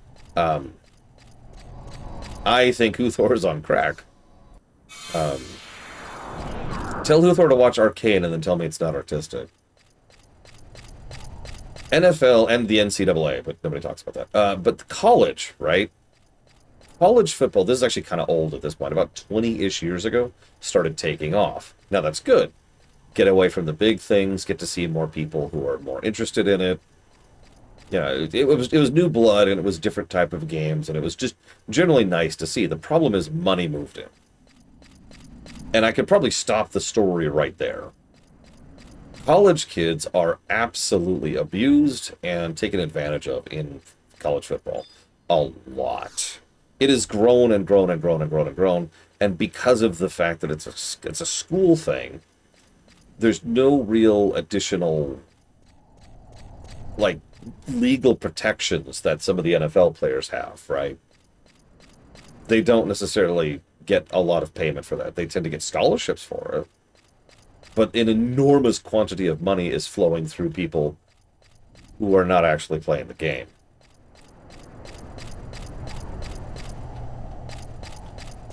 So, I hadn't heard about that, Ross. Good that it's starting to get better. Because, yeah, it's been bad. Yeah, actually getting paid at all is nice. No, you heard me correctly. Okay, so after this, I'll receive a fort key. Then I need to go to a colored door and do stuff. I've been trying to sell the Sagittarian War Warlocks about the magic-resistant armor, but I was going to be talking one of the walls. We breathlessly awaited your safe return. Save the pleasantries. Why did you send the Tigris against my specific instructions? Under the name of the star symbol, no less. The fort is secure enough when combined the element to free my unit with these impregnable walls. I thought to make better use of our excess troops. Warlock, they're here! The Yuguda army, a huge army! What? How? When? I have heard rumors of cave systems connecting this to that, with entrances dotting all along their length. The mouths of these caves are easy to miss, but the tunnels are cavernous. You must have traveled here underground. Ah, you claim the ridiculous title of an earthly deity, but your cunning is not to be underestimated. I think I agree, Mr. Red. Especially since we go back here so frequently.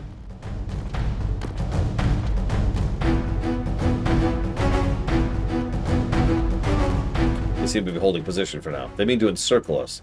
If they cut us off from Windhurst, the city is as good as lost. We take the fight to them. All non-combatants retreat to the inner chambers. Sir! Mercenary Major, step forward. The Yagudo have entrenched themselves out of bowshot. They mean to starve us out. To break the siege, we need one unit to march outside and draw them in.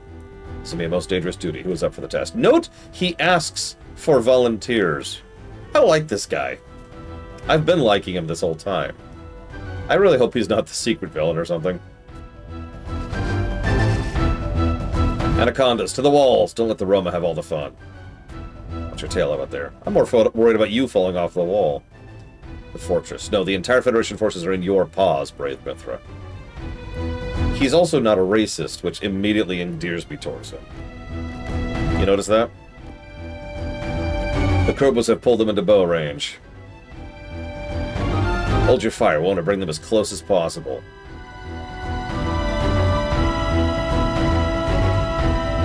Listen up. We wait for the Anacondas to loose their rain of arrows, and when the Yagudo falter, slice into their ranks. They brought a war machine. Hold. A little closer. Loose!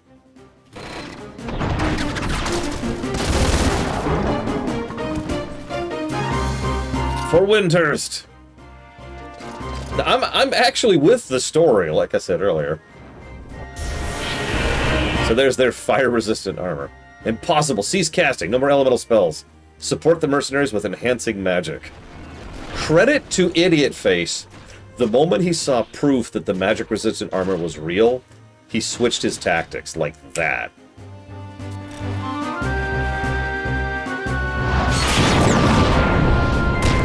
Oh, the animation is way better.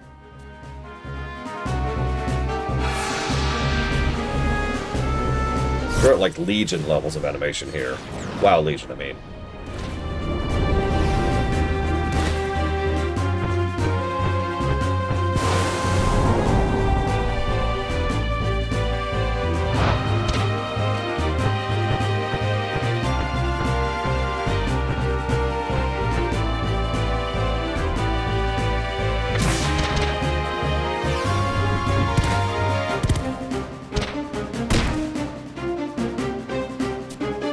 That's right, they'll reach the central tower. A Mithran male? Wait, that's a guy? I am Leko Haboka, a friend.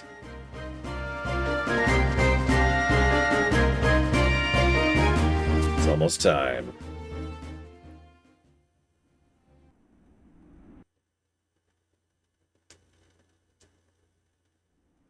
Okay. Okay, so now, hang on. Okay, so we saw a big cutscene. We need to go to a colored door to begin a battle. Or there's another cutscene? Best song in the game. 3 negatives.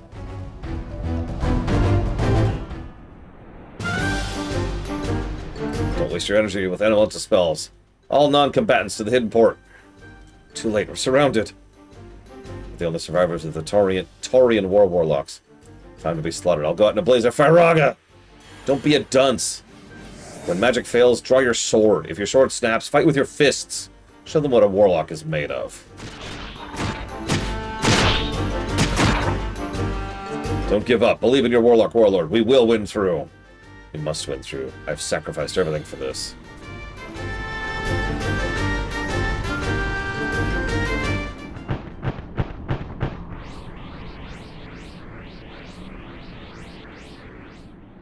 Ha!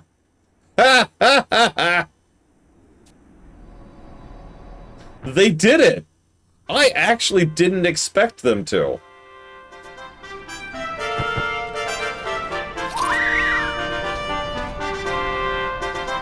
That is a literal cavalry moment. I don't believe it. He actually brought an army with him. Well, a squad. I am Warlock Warlord Rock. The Federation is in your debt. They mean to sack your capital. Leave these talent curs to us. My thanks. And Major Roma, a word. There's a chink in the Winter's armor. No one expects us an assault from below. I believe the tunnels our enemy used to surprise us stretch all the way to the city. What? You're saying an attack on the fort was a big distraction? Then why are we standing here? Lower your voice. We cannot win that way. A turned ambush is better than a first strike. We will use the same tunnels to blindside our foes. They will not be expecting an attack from behind. By the way, did you notice he also has no verbal tick? Of course, if we uncover one of those tunnel entrances and sneak up from the rear, they'll never know what hit them. Assuming we make it in time. You're a real gambler, aren't you? The same quality I admire in you, my dear. Now hurry.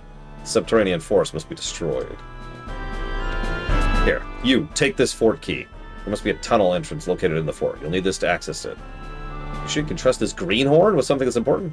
And don't be concerned. I will leave a spare with roti for unexpected contingencies. Now go! Okay, to the door. Where's the door? Why am I out here? Okay, where's the door? It looks like it's in map 2, so let's go ahead and head in here.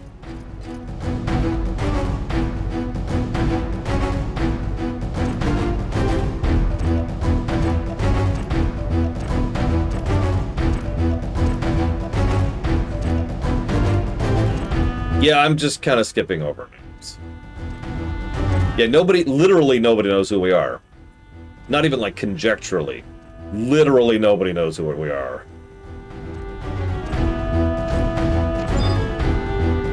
Oh, for Christ's sakes.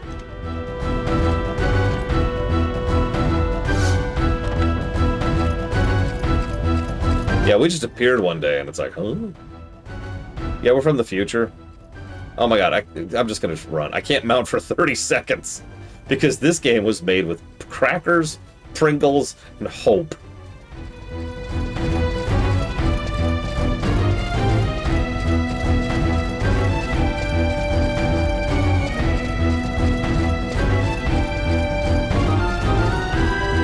And a bit of spite, I think. Yeah, by the way, I know I haven't jotted it down yet because I'm in a hurry, but let me just be very clear. That cutscene we just saw is going to be quite a few positives. That was a really good cutscene. Properly sold the moment, actual characterization, ties in with the world building. The thing made me actually feel the intensity of the scene. Yes, God, go! Not all your party members meet the requirements for this objective, unable to enter area.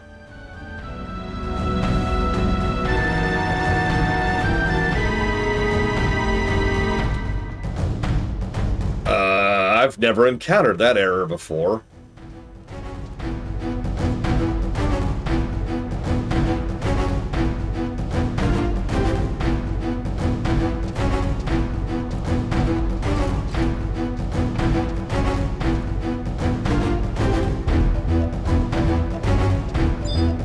Yeah, I figured it was Blade Tamal. Because you've done this, right? Let's find out. You cannot enter at this time. Please wait a moment and try again.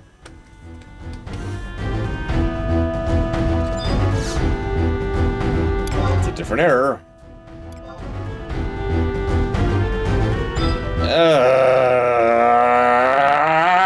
I was just praising you, game. Oh, for Christ's sakes.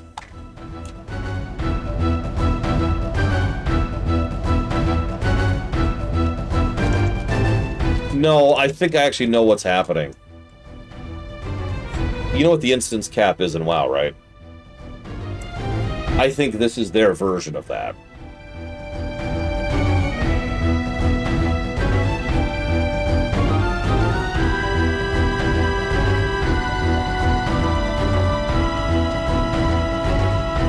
Let me... This... So, in order to prevent people from spamming instances, which causes server lag, World of Warcraft implemented an instance cap. It's actually very lenient. You have to really go out of your way to hit it. It's like 5 instances per hour or something like that. Because every instance, the very term instance, refers to a separately spooled instance of a cell that's been spooled up just for you, right? Oh, right.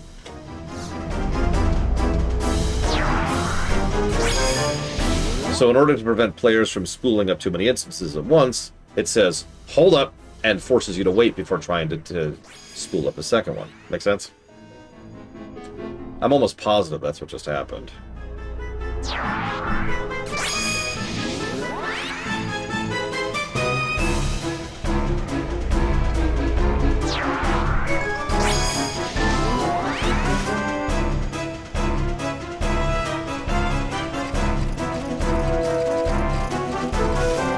What's funny is this game only occasionally has instances. In fact, it didn't have instances until Treasures, the expansion we just finished. This is clearly new tech, relatively speaking.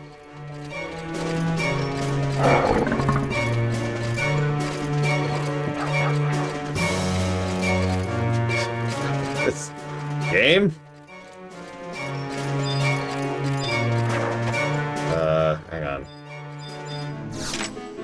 Oh my god. Please? Stop targeting. Oh my god. Ah! I can't target these guys! I just want to go eat pizza.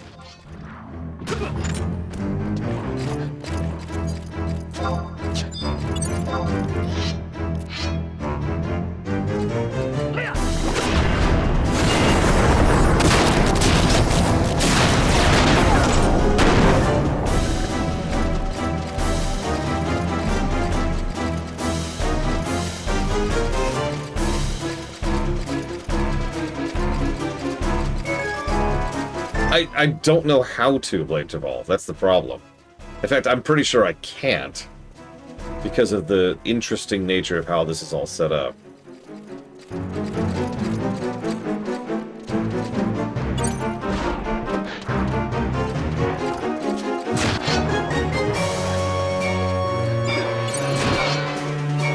Now I know what you're thinking. How were you doing it before? Well, fun fact. There we go. I actually did have it set up back when, you know, the add-ons were all working perfectly well. Back when I wanted to do the run, I could tap R1, and R1 would target nearest enemy, as opposed to A, which targets nearest object, right?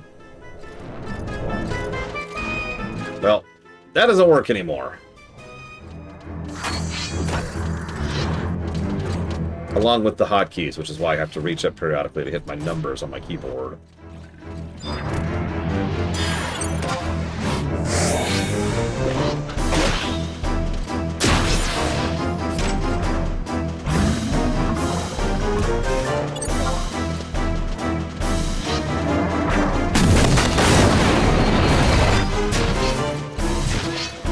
This is a lot of things. In a game not really known for its AoE. I noticed they all have extremely low health, even for, like, what we've been fighting.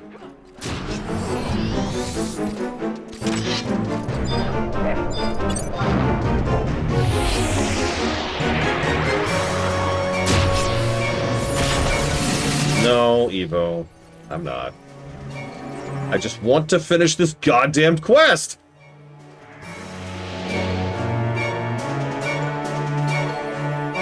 I will eat after I finish the quest! God damn it! Where the hell am I?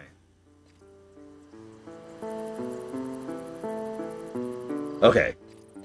One more cutscene, then we're done with the quest.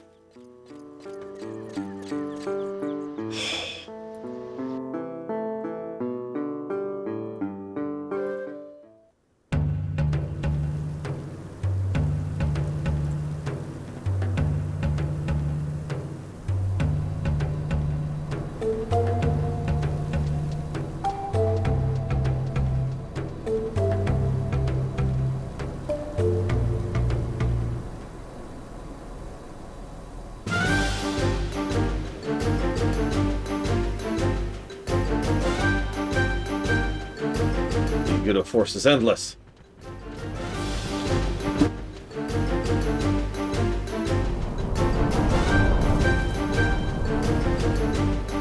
More the better. Bring on every last one of them.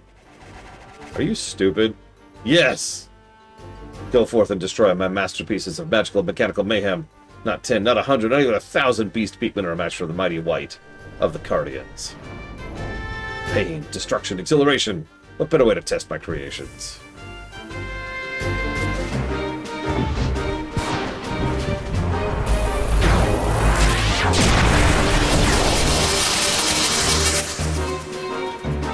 No magic immune equipment for these troops. They've yet to outfit the entire army, it seems.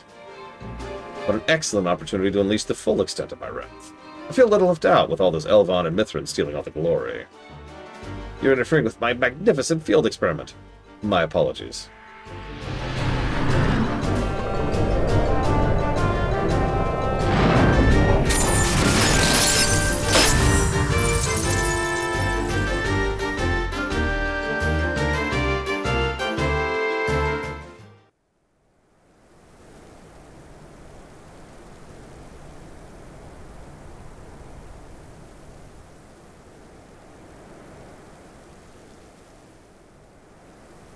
I just noticed that the next quest involves fishing.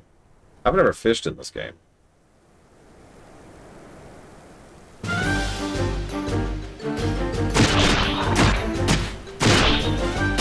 Hear me, defenders of Windhurst. This brave soul has triumphed over a second Yagudo force that sought to ambush us.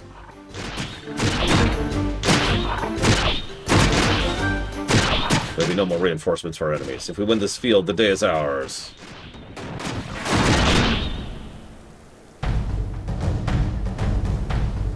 Sniveling wretches. You have stained my honor.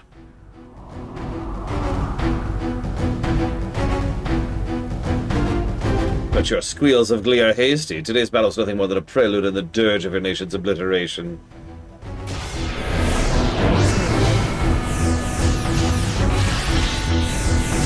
Mass recall. They're retreating. Disciples of malice. Learn the sting of defeat. What, is it over already?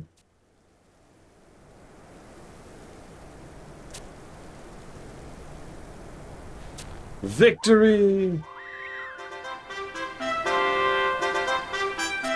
The city is saved. Now is the time to heal your wounds.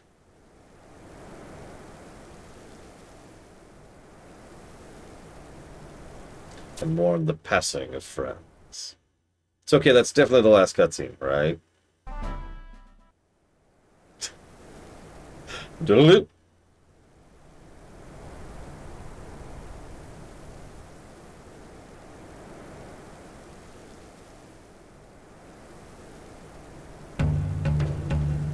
God, kill me. Kill me. That was a scrap and a half, but they pulled out as soon as the tables turned. Gotta say I'm impressed with their sense of practicality. Hey, Roma. Looks like you were sleeping there for a bit, but maybe you're just moving really slow. This is coming from the brave soldier who hides out of harm's reach. Hey, did you come from the homeland? Of course, all the girls are absolutely fawning over him. Maybe I did. Do you like Bluetail? We go fishing by the port. Sounds like fun. Hey, you just promised to have dinner with me.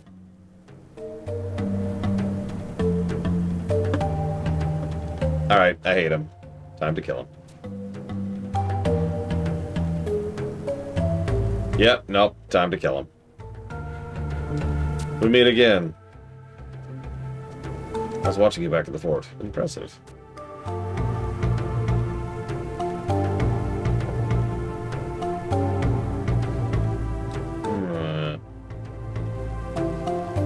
Yes. Please stop smelling my crotch.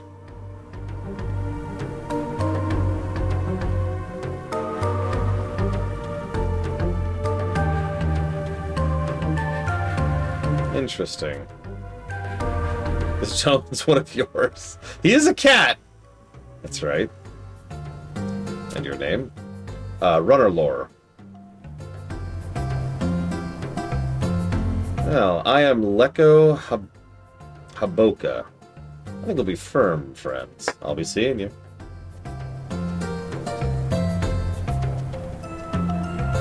A male Mithra. He certainly is the center of attention. Not surprising considering how few people on this continent are likely to have seen one. Catch your fancy? Of course not. Something about that name. Leko. Oh, what's this now? I think you're the one whose fancy's being tickled.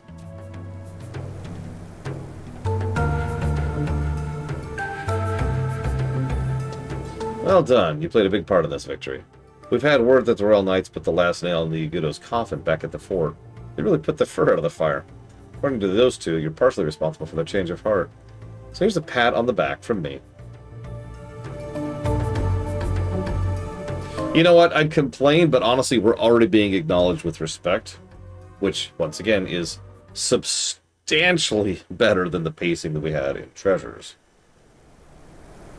No, the game betrayed us again, Drydexia.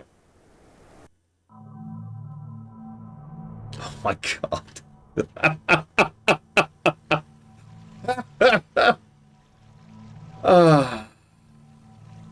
Do you understand the gravity of your transgression? You misrepresented the Star Symbol and sent troops to Castle Ostrosha under false authorization.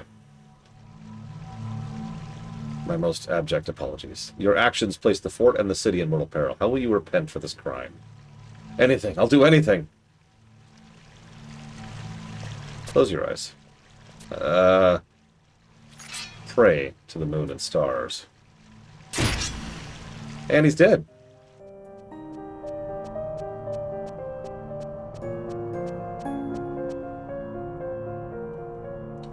Ah, poor little thing. Have you no mercy? That's rich coming from you.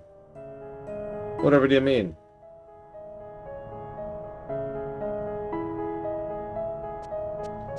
Fine, play the innocent. You know as well as I do that justice has a price. And I will protect Winters by any means necessary. I'm happy with the way things turned out, and I have a fascinating new piece to play with. Will he be a knight, a bishop, another enthusiastic pawn?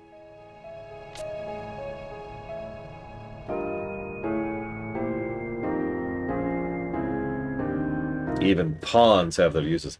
Any idiot who thinks pawns are anything other than the best unit in chess does not know chess. In fact, I made fun of that in the Diablo rewrite.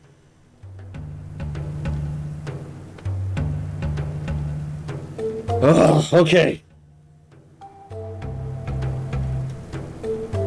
Okay. Okay. Okay. Okay. Okay. I'm gonna go.